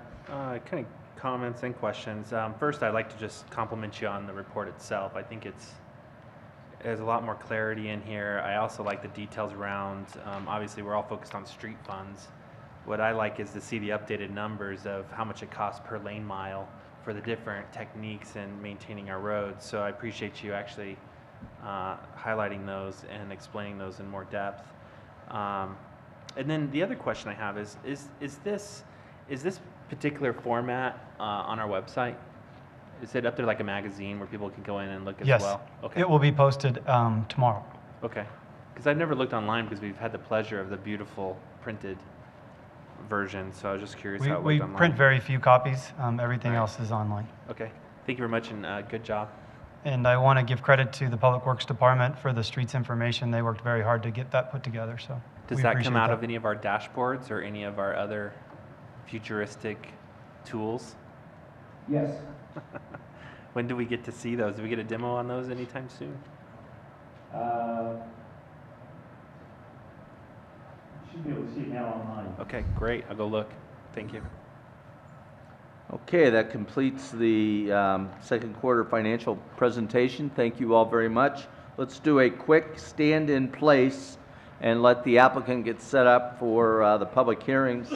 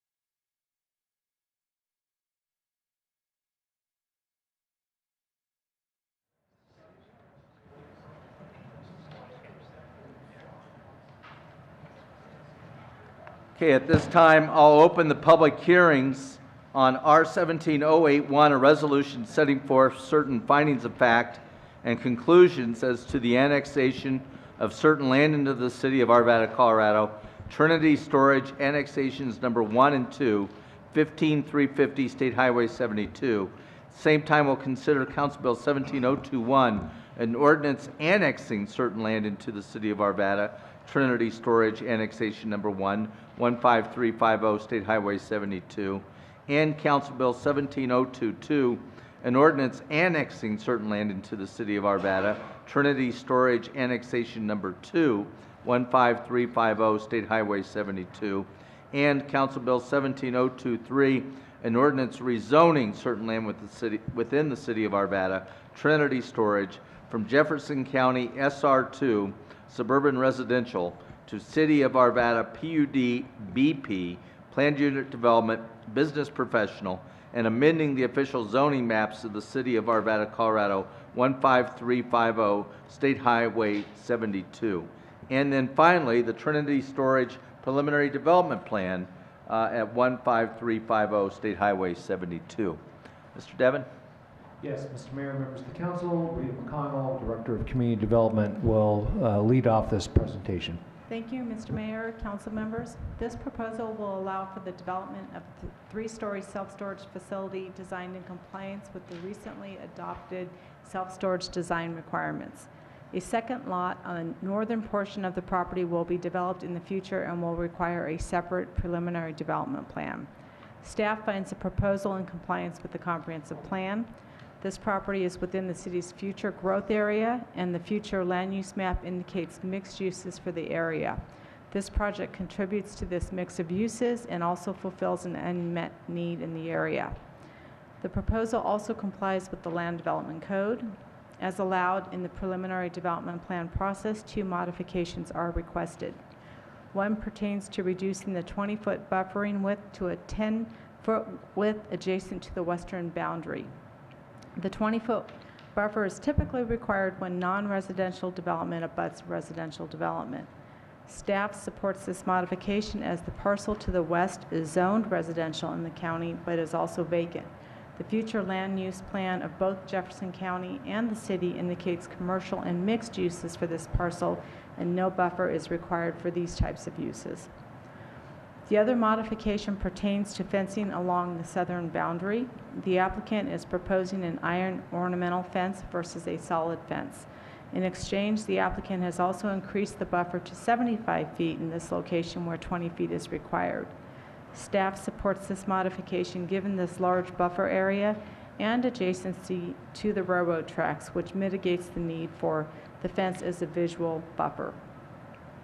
Access issues were also identified throughout the development review process and at the Planning Commission hearing, and staff has worked closely with the applicant to resolve these issues with a condition of approval tied to this access location. Staff recommends approval of this request. Planning Commission voted 7-0 in favor. I have received the affidavit of mailing and posting log, and they are in order. Rob Smetana, Planning Manager, John Peruzzi, Transportation Planning Engineer, and Matt Knight, Civil Engineer 4, are in attendance to assist with staff questions. The applicant, Paul Duncan, is in attendance for the presentation. Very good. The affidavit of mailing and the posting log will be made part of the record. Anyone who wishes to testify on this matter, if you'll raise your right hand.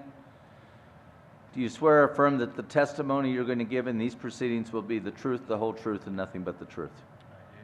Very good. Mr. Duncan, if you want to state your name, address, and make your presentation. Good evening, Mayor and City Council members. My name is Paul Duncan, D-U-N-C-A-N. My address is 6275 Joyce Drive in Arvada, Colorado. I'd like to introduce the design team that's here with me tonight. Mark Delgado with DCB Construction, Todd Lyon with Ware Malcolm Civil Engineering, and Mike Rocha with SM Rocha Traffic. Take a few minutes introducing myself. My family and I have lived here since 1988. My children are all graduates of Ralston Valley High School. I'm a local business owner here in Arvada, founding member of a consulting firm that relocated to Arvada in 2004.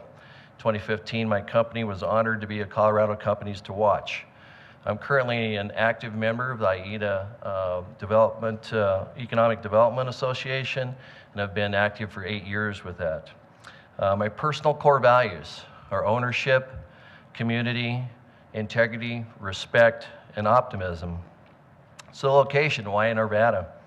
Having lived here almost 30 years, I have roots here. My engineering company is a user of self-storage. There's a need for a variety of storage product here in the west and northwest Arvada area since the last facility constructed prior to this year was 1998. The Northwest Area District 7 is one of the city's highest growth areas with Candelas and Leiden Rock. Traffic counts at Indiana in 86, there are 18,000 cars a day. We did a project viability study, hiring a third-party consultant to do a feasibility study. My favorite saying from her actually says that, she said, "We have become Starbucks Nation. Nobody wants to drive too far for their coffee, nor their storage." 20 years ago, the customer baseline for storage was a 10-mile radius.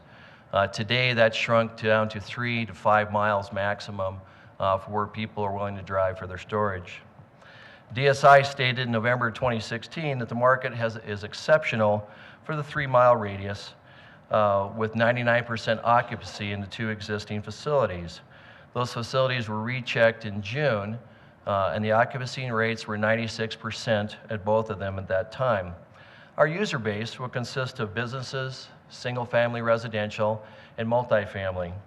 Our current market demand in that area between the 2 existing facilities, or supply I should say, is 117,000 leasable space.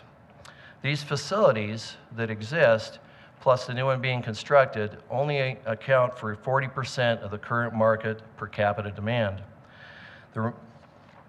So our phase 1 storage facility, it will be a state-of-the-art facility, 3 stories, and it's 95% climate-controlled units. The phase 2 is for future commercial development, whether office, retail, or other, and will be determined by a future PDP process.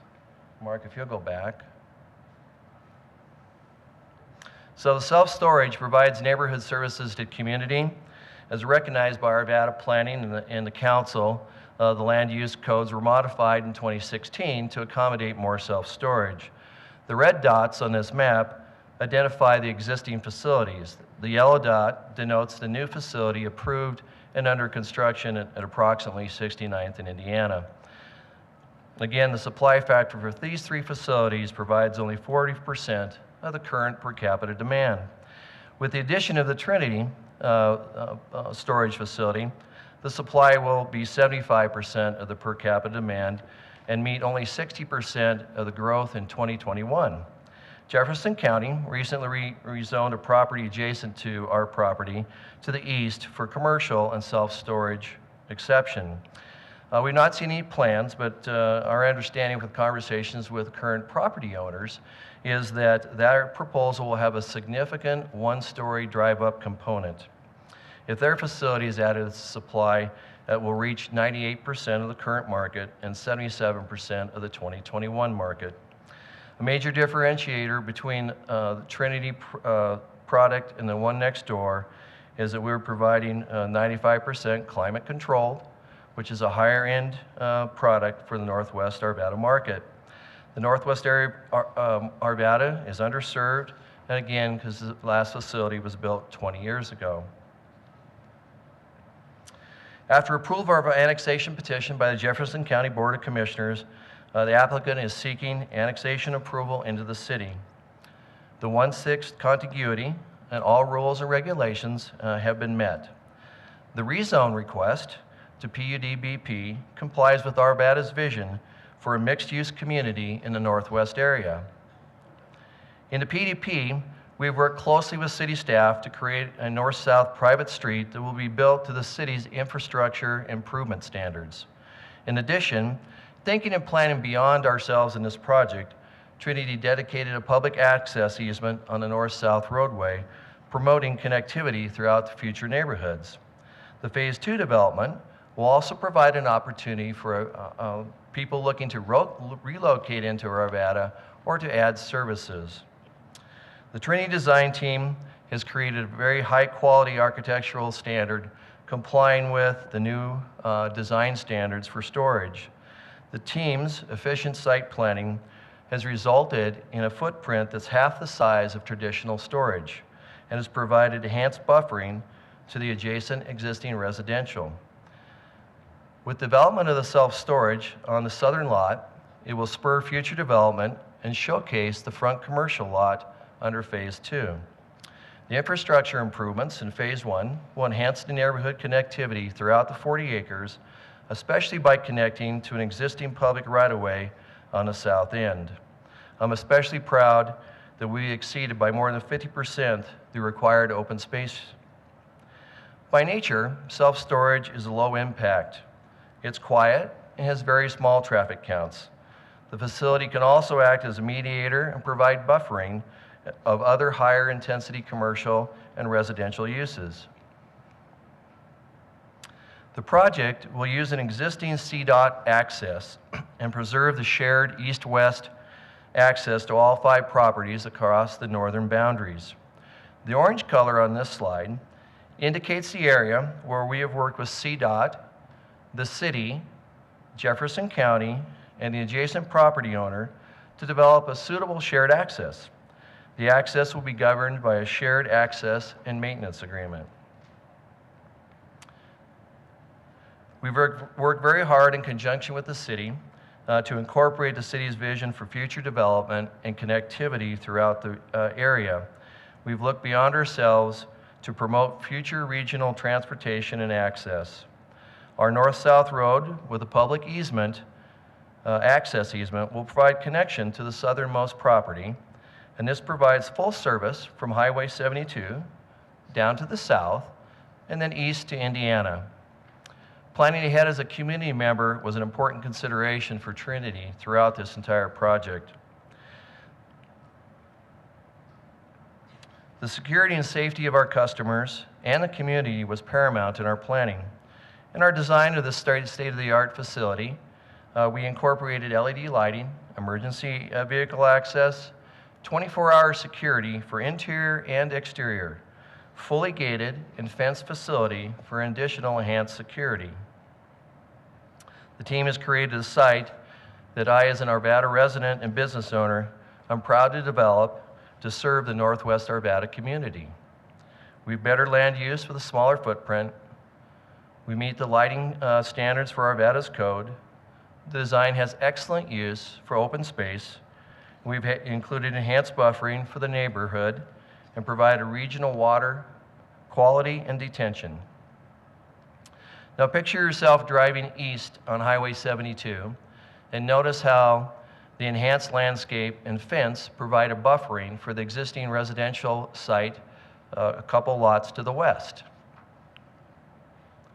As our community members drive west on Highway 72 and enter from the north, they'll see a modern facility that resembles more of an office building than a self-storage facility. This facility will meet the vision of Arvada's comprehensive planning for this area and blend into the community and serve as a catalyst for future development. In conclusion, we're asking for acceptance, approval of our annexation, rezoning, and PDP, and at the appropriate time, our team will be available for questions. Thank you very much. Does that complete your presentation? It does. Thank you very much. I have a couple of people who have signed up to speak. First, I'll call on Dennis Weingart.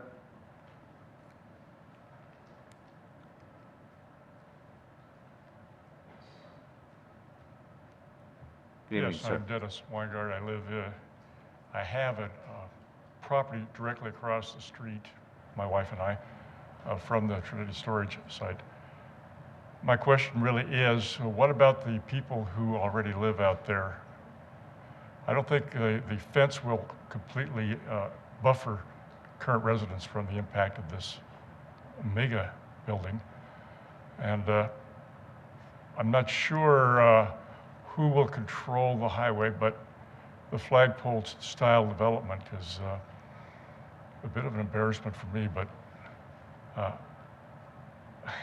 I'm also surprised to find out now that the city, the Jefferson County has another storage unit planned right next to them.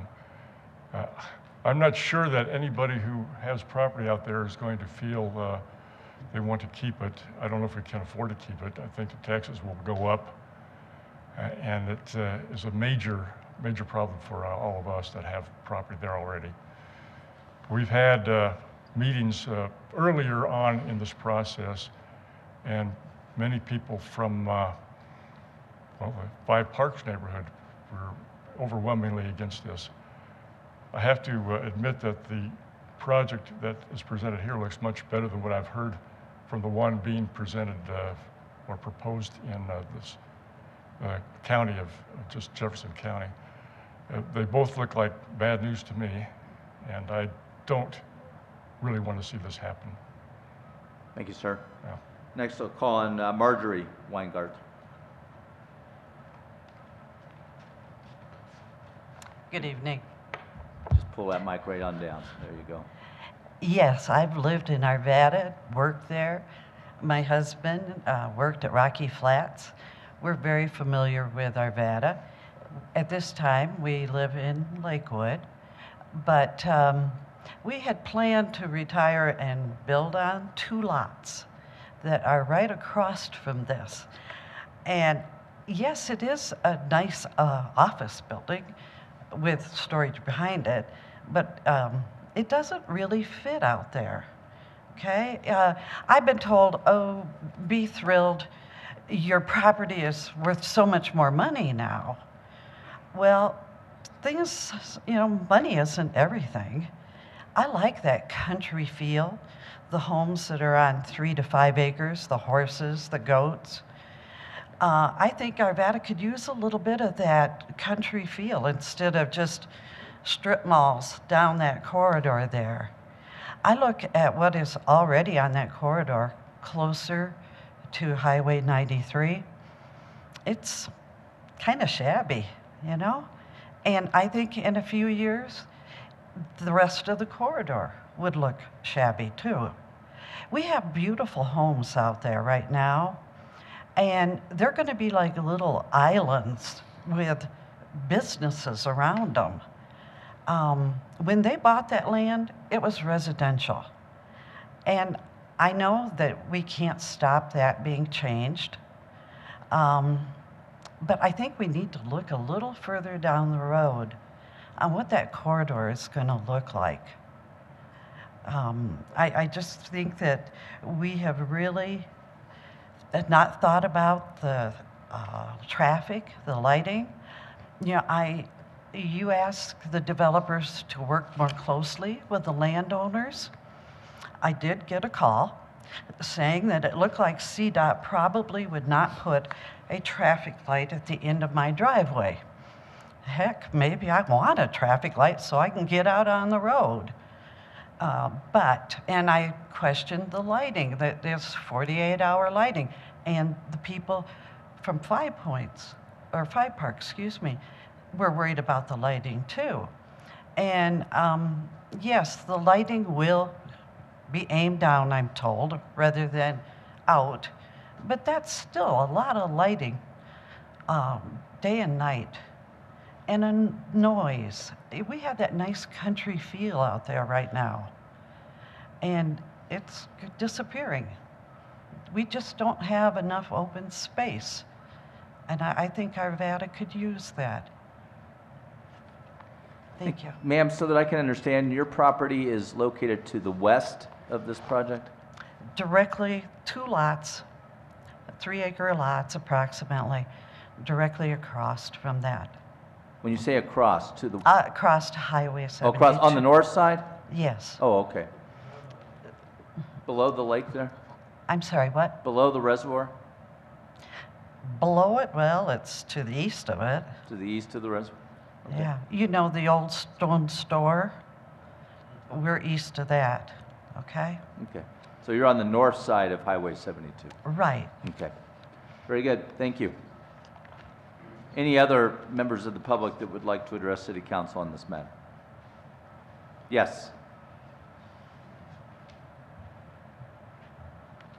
My name is Esther Kettering, and I'm with Cushman and Wakefield. I represent Paul Duncan and Trinity Storage in the purchase of the property. And I wanted to express my support for the effort that he's put into this and say that I believe it will be an asset to the community. The demand for self-storage goes along not only with the residential demands in the community, but business demands and commercial demands. What people are looking for now in self-storage is a climate-controlled facility with high-tech security, an attractive environment, not only architecturally, but on the site. Given the growth of mixed land uses in this general area, I believe that this project will satisfy growing demands by local businesses, including retail businesses that have seasonal requirements. They can't afford to store their goods for seasonal demands or changes in their product lines in their existing retail facilities, so they rely on these self-storage facilities. Also, home-based businesses are growing rapidly with Etsy type of businesses and eBayers. Not only that, but also more traditional business, home-based businesses such as Mary Kay or multi-level marketers. Nonprofits are also big users of these self-storage facilities. Again, it's a just-in-time sort of a need qualifier with their seasonal or events-based promotional materials and publications. So again, I believe that this project is going to be an asset to the area, and it fits in the scope of a mixed-use community. Thank you. Thank you. Anyone else wish to provide public comment, testimony? Seeing none, I'll close that portion of the public comment and let the applicant provide any additional rebuttal information. I think perhaps speak to the issue of the lighting, the fencing, and traffic, if you would.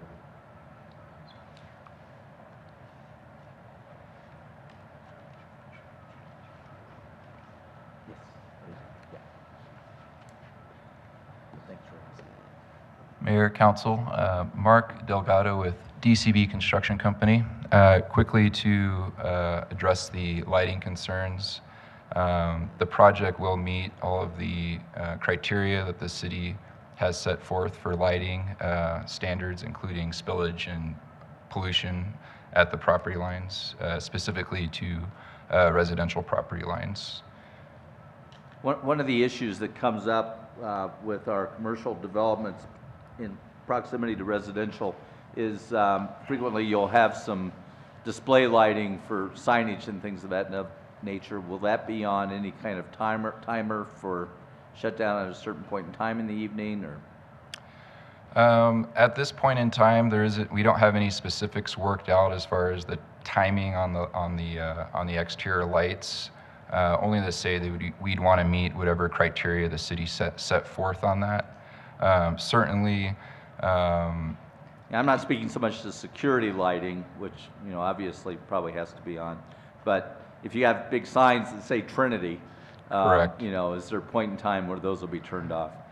I think that's something we could explore if we needed to, but at this point in time, we don't have any specific criteria for shutting the lighting off, except beyond probably, a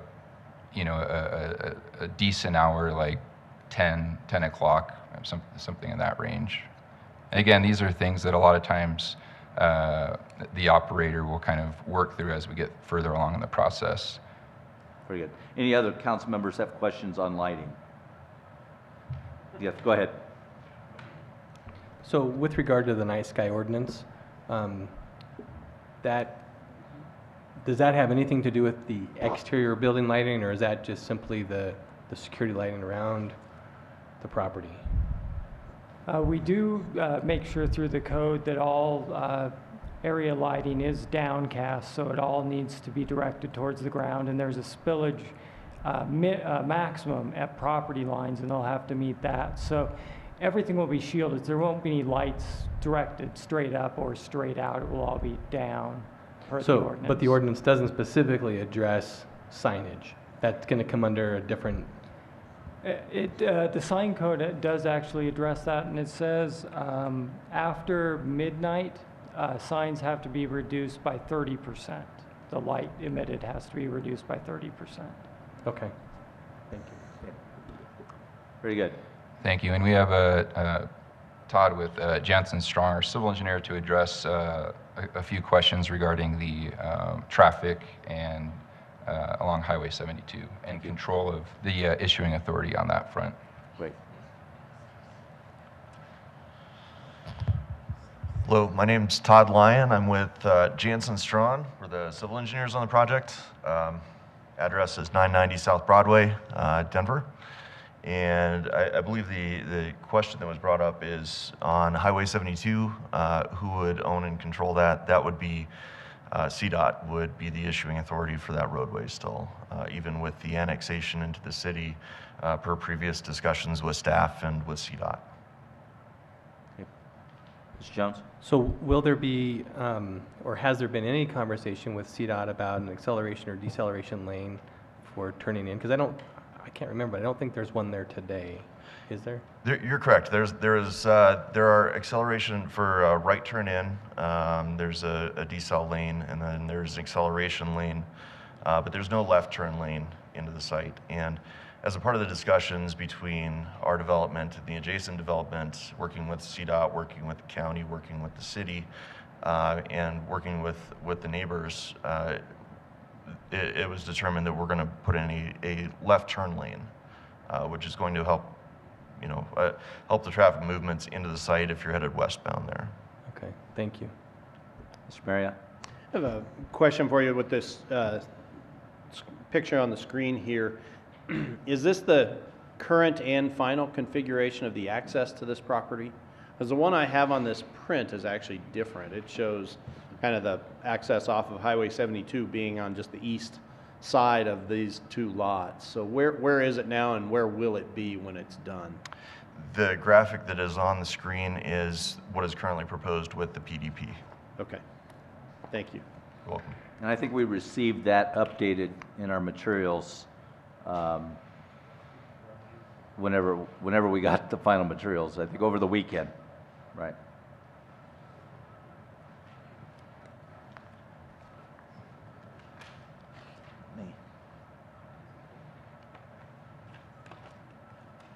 Let me make reference to that for council.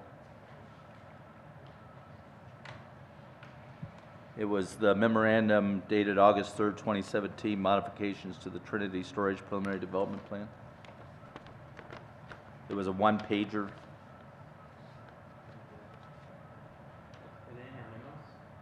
Were they in our weekly memo? Yes, yeah. Yeah, I did not, I went through that memo. I didn't get any of that, so I might have missed it. It was not in the weekly memo, Mayor No. Pro Tem Pfeiffer. It was, Not mine. Well, was it? it was in a separate envelope. Yeah, I didn't get it. It was- Yeah, all I got was, I didn't get this, and he didn't either. I apologize, it was distributed to the entire council on Friday by the city clerk's office.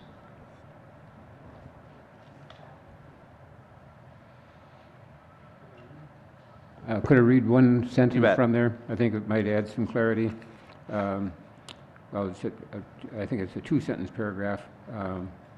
However, following the Planning Commission meeting and after recently researching agreements entered into by previous owners of the Trinity Storage property, it was determined that the access to the Trinity Storage property and the adjacent properties from State Highway 72 could not be relocated from its current location. So that's why it shows as it does here. So there was the thought that that should happen, but it was determined that it could not be relocated from a current location.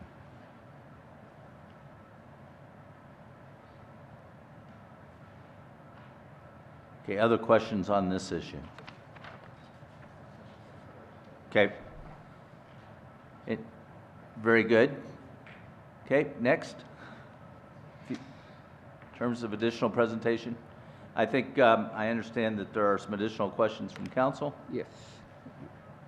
Go ahead, Mr. McGough. Yes, my first question is for staff, I guess for Ms. McConnell.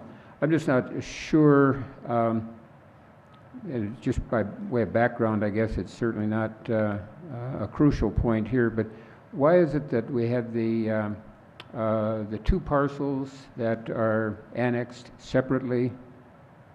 Why was it necessary that we have the two actions? In order to meet the 1/6 contiguity requirement of state law, it had to be annexed as two parcels. So that's why there's kind of that V shape in the first annexation to meet that. So it's sequential so that the 1/6 yes. is maintained. Okay, I Yes. just want to make sure that was all said. I have two other questions. How far back, how far setback is it from Highway 72 to the Trinity Storage building? If I may, real quick on the annexation, it's absolutely correct that that the annexations would be sequential. I would like to point out that we are able to actually meet the 1/6 contiguity with a single annexation. Just to be clear, with the contiguity that we have on the graphic on your screen right there, with the angled crosshatch north of Highway 72. So I'd just like to be clear on that. Okay. And the question, how far is it set back from Highway 72? Just approximately. As I was looking at it, it was not clear to me, but so that will tell me the dimension too, or the length of the front property.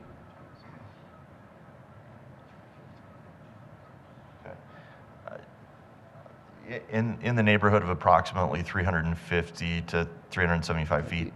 Okay, so that would mean the front property is 300 feet or a little more, and the back property with its setback 350, 375. Okay. Yes, sir. And I guess those are my only two questions. Thank you very much. Okay, Mr. Jones, you're next.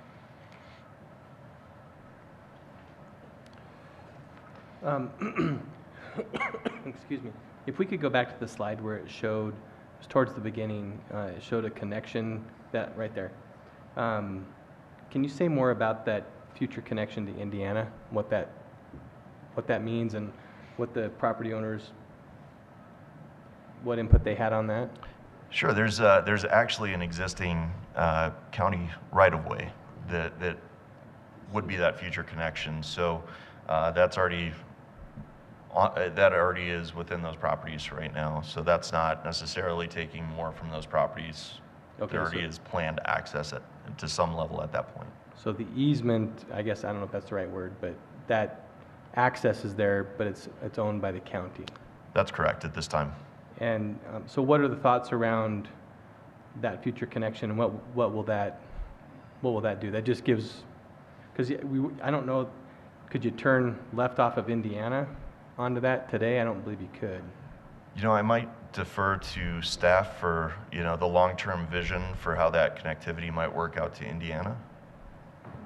Councilwoman Jones, the connection to Indiana there would be only a right in, right out, essentially. There's a median currently on Right. Indiana that prohibits left turns.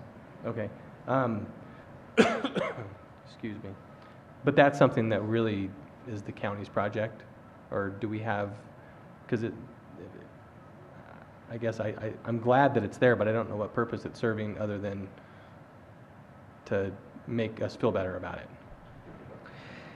In the future, when other parcels start to redevelop, then that east-west roadway potentially will be another point of access to and from the sites, especially if there is one signalized location. CDOT, who owns and operates State Highway 72, will not allow left-hand turns from the property. So therefore, folks will need to get to one location where left-hand turns will be allowed, and that's how that east-west road can help serve that need.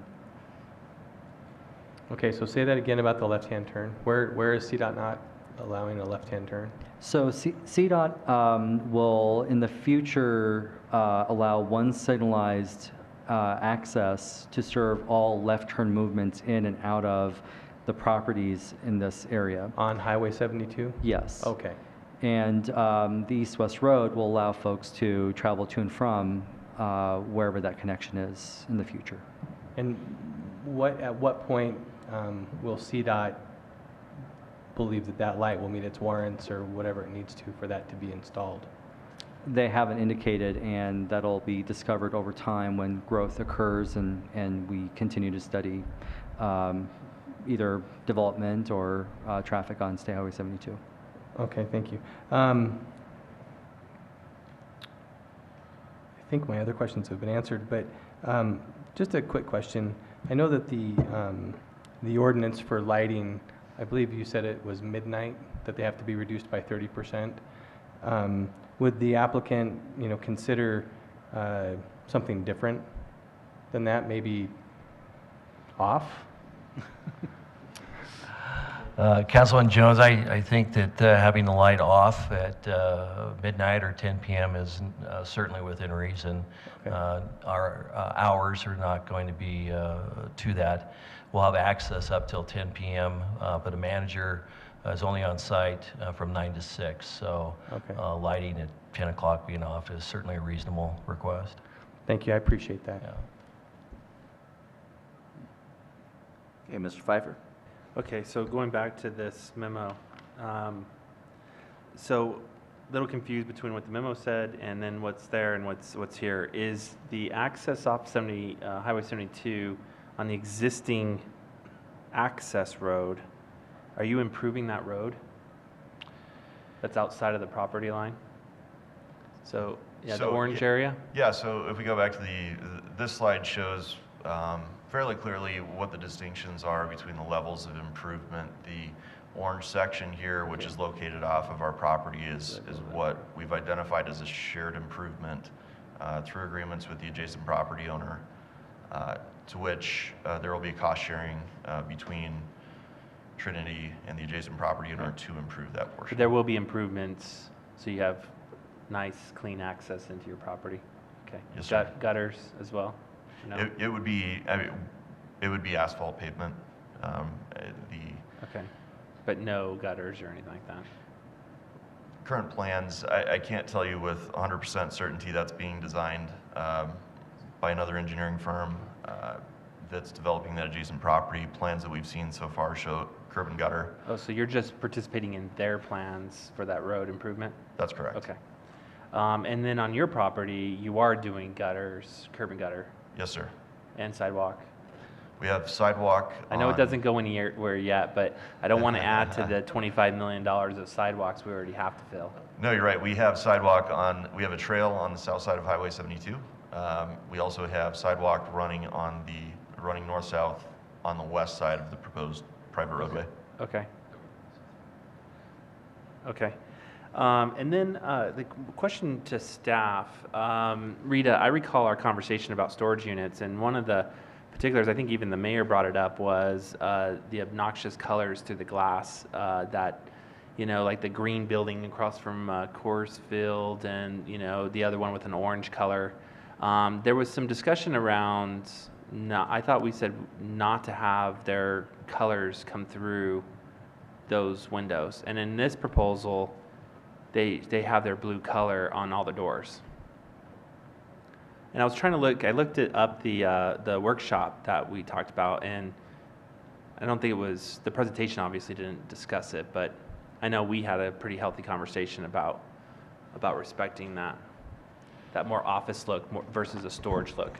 Right, we're going to double check the design guidelines on that real quick. Yeah, because the doors are painted blue, the garage doors are painted blue, the doors and the windows are blue, so, and that was a pretty big discussion if I recall. So if you can look that up, that would be great. And then sign light, these guys have already taken care of that. And then it was the color of the doors, so. And that's all I have until they can come back about the doors. Thanks, Mayor. You bet. Yeah, I do recall a discussion on that we wanted this to look more like office building than the storage. Right. Give us a moment. You bet. And maybe the applicant can speak to that as well. One of the challenges with the design requirements is the transparency requirements that go in with the self-storage and the high amount of glass that has to go in the building. So you end up with this corner element with a lot of glass. It's kind of hard not to see the doors. Do they have to be blue? The primary colors, as I recall, in going through that process, it'd be good to look up at the final version, but they were talking about yellow, oranges, and greens. That's specifically what I remember in the conversation. Wow, there could be others. Wow, we called out colors, huh? Discriminatory with colors.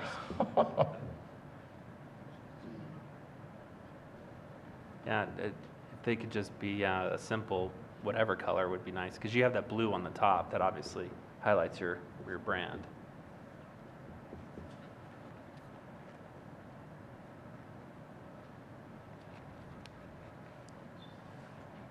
We don't have Google, do we? We have quite a few regulations, apparently. Yeah, we do.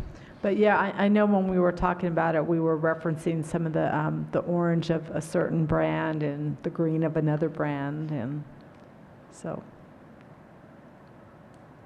I'm letting Rob do the speed reading because he's more familiar. So the language reads that there will be no bright primary or fluorescent colors. So The eye of the beholder. So is blue a primary color? It is. Yeah. This is. It is. Blue is. You could is. make the argument that this is kind of a bluish gray, but. So the thought might be on those particular units to go with more of a toned down color. Toned down color. There you go. There you go. Yeah. Your code is now going to be Exhibit A, Mr. Duncan. We're going to go check. You're going to have to check that in with the city attorney as an exhibit. Can we use your coat too? It depends on which one. There's a lot of I've got a lot of jackets that would not meet the design guidelines for appropriate colors of anything. So if we could just make sure that, we catch that before it comes this far, that would be great. But yeah, if we could just tone down those colors on those. I know the transparency rule was a big thing too. So I appreciate you working with that. Thank you. Okay, any other questions from council? Seeing none, I would open it up. Mr. Jones? Make a motion? You may make motions. There's a number of them. Okay, so I will, are we going to vote on each one of them Yes, independently? separately, yes. Okay. I move that R17-081, a resolution setting forth certain findings of fact and conclusions as to the annexation of certain land into the city of Arvada, Colorado, Trinity Storage, annexation number 1 and number 2, 15350 State Highway 72, be adopted. Okay, motions for approval of the findings of fact as to the annexation. All votes are cast. That passes 7-0. Thank you. Next, I move that Council Bill 17-21, an ordinance annexing certain land into the city of Arvada, Trinity Storage, annexation number 1, 15350 State Highway 72, be approved on final reading, numbered 4599, and ordered published by title only. This motion is based on the findings of fact adopted by the Planning Commission. All votes are cast. This is for annexation of annexation number 1. That passes 7-0. Next, I move that Council Bill 17-022, an ordinance annexing certain land into the city of Arvada, Trinity Storage, annexation number 2, 15350 State Highway 72, be approved on final reading, numbered 4600, and ordered published by title only. And this motion is based on the findings of fact adopted by the Planning Commission. This is for annexation number 2. All votes are cast. That passes 7-0.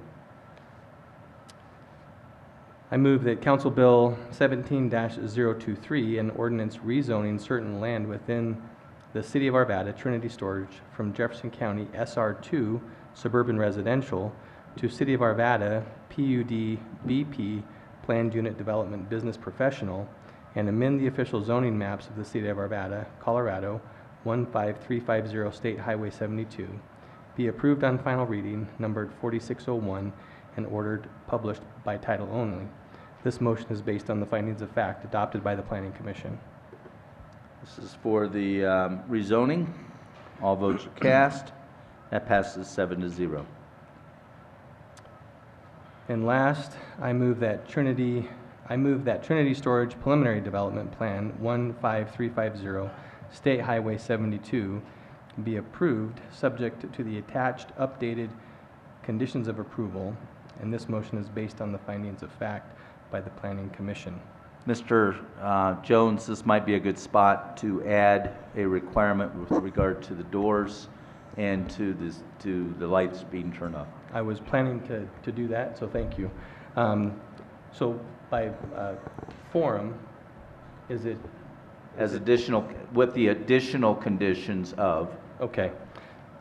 With the additional conditions of toning the colors in the visible window doors and garage doors to fit with the primary color scheme.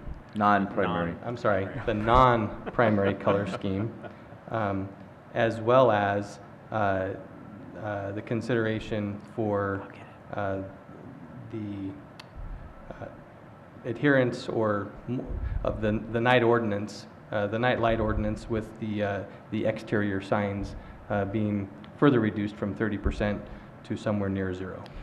May I interject, please? Yeah.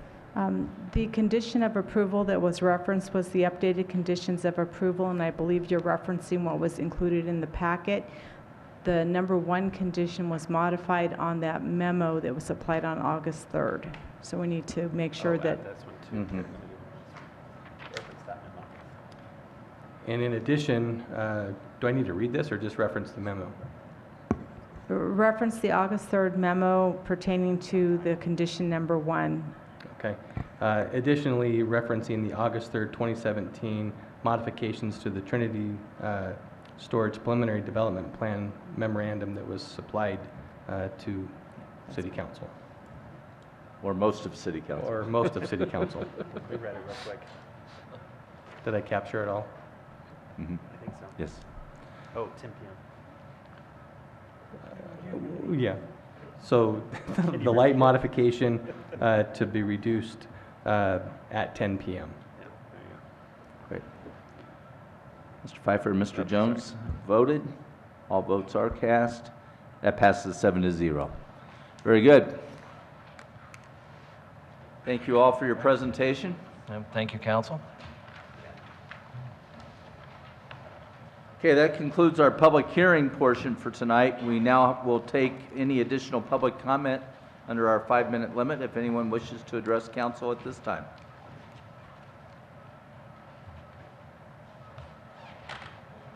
Okay, seeing none, we'll move on to city council reports. Mr. McGough. Yes, thank you, Mr. Mayor. I just want to report quickly on the 15th anniversary celebration of Majestic View Nature Center. I attended that event on Saturday on behalf of the mayor and the rest of council. It was a well-attended event with several exhibitors there exhibiting things related to the nature aspect of that park and nature center. It was, of course, a beautiful day, and for the first time that I've seen, they used the hill coming up from the lake and set up a stage near the lake, so it was like a small amphitheater for presentations. It was well received, just in the setting, and it was a wonderful celebration. I congratulate our Parks Department, Karen Miller, the director of the Majestic View Nature Center, for a great event and for the 15 years of continuous improvement to the Nature Center. So it was a very good day. Very good. Any other council reports? Mr. Pfeiffer. Arvada on Tap was well attended this year. I don't know how much money the service clubs and nonprofits made there, but it would be a good amount. I don't think we've heard right. I was looking at Marbs. He was hauling the money with his wife while dancing in the street. And then actually some local children actually won some of the awards on, best chicken and barbecue, which was interesting because I didn't know they were local kids till my kids said, hey, those are so-and-so and so-and-so. They won some of the top prizes, so it's nice to see some local kids participating as well. That's the only thing that I have. I've got a couple things. First of all, my record as being the fastest city council member in the 0.5K run was destroyed this year as Mr. Jones and I crossed the finish line at the same point in time it was a photo finish for the 0.5K. Great turnout this year. It was a tremendous event for the Ralston House, very successful, and I am confident that we are going to have a much greater success rate than the city of Lakewood does when it has theirs coming up here shortly. I note with sadness the passing of Betty Youse this last week. Dwayne and Betty have been fixtures and great citizens of our community for literally decades. They were celebrating they've just celebrated their 58th year of marriage, and I know that those who know Dwayne will certainly reach out to him and offer condolences. And at the same time, today is my parents' 62nd wedding anniversary, so I want to wish my parents a great anniversary. That's their married life. They actually started dating as sophomores in high school, so have been married and been together for about 67 years. So with that, those are my reports. Mr. Devon? Yes, Mr. Mayor, members of the council, just a reminder, next Monday, workshop, Reno Park Design Guidelines, And then we'll be presenting the current status of the Arvada Transit Station Framework Plan. So those will be two pretty big items that we have next Monday. Yes, and to make a record on this, I've been advised by Mr. Marriott that there's some individuals who would like to speak as part of the Reno. This is a workshop, but we will certainly entertain citizen comments as it pertains to the Reno Park proposals, so that we can hear from our citizens as to their input for this important, very important issue. So we have nothing for Mr. Daly. We stand adjourned. Thank you.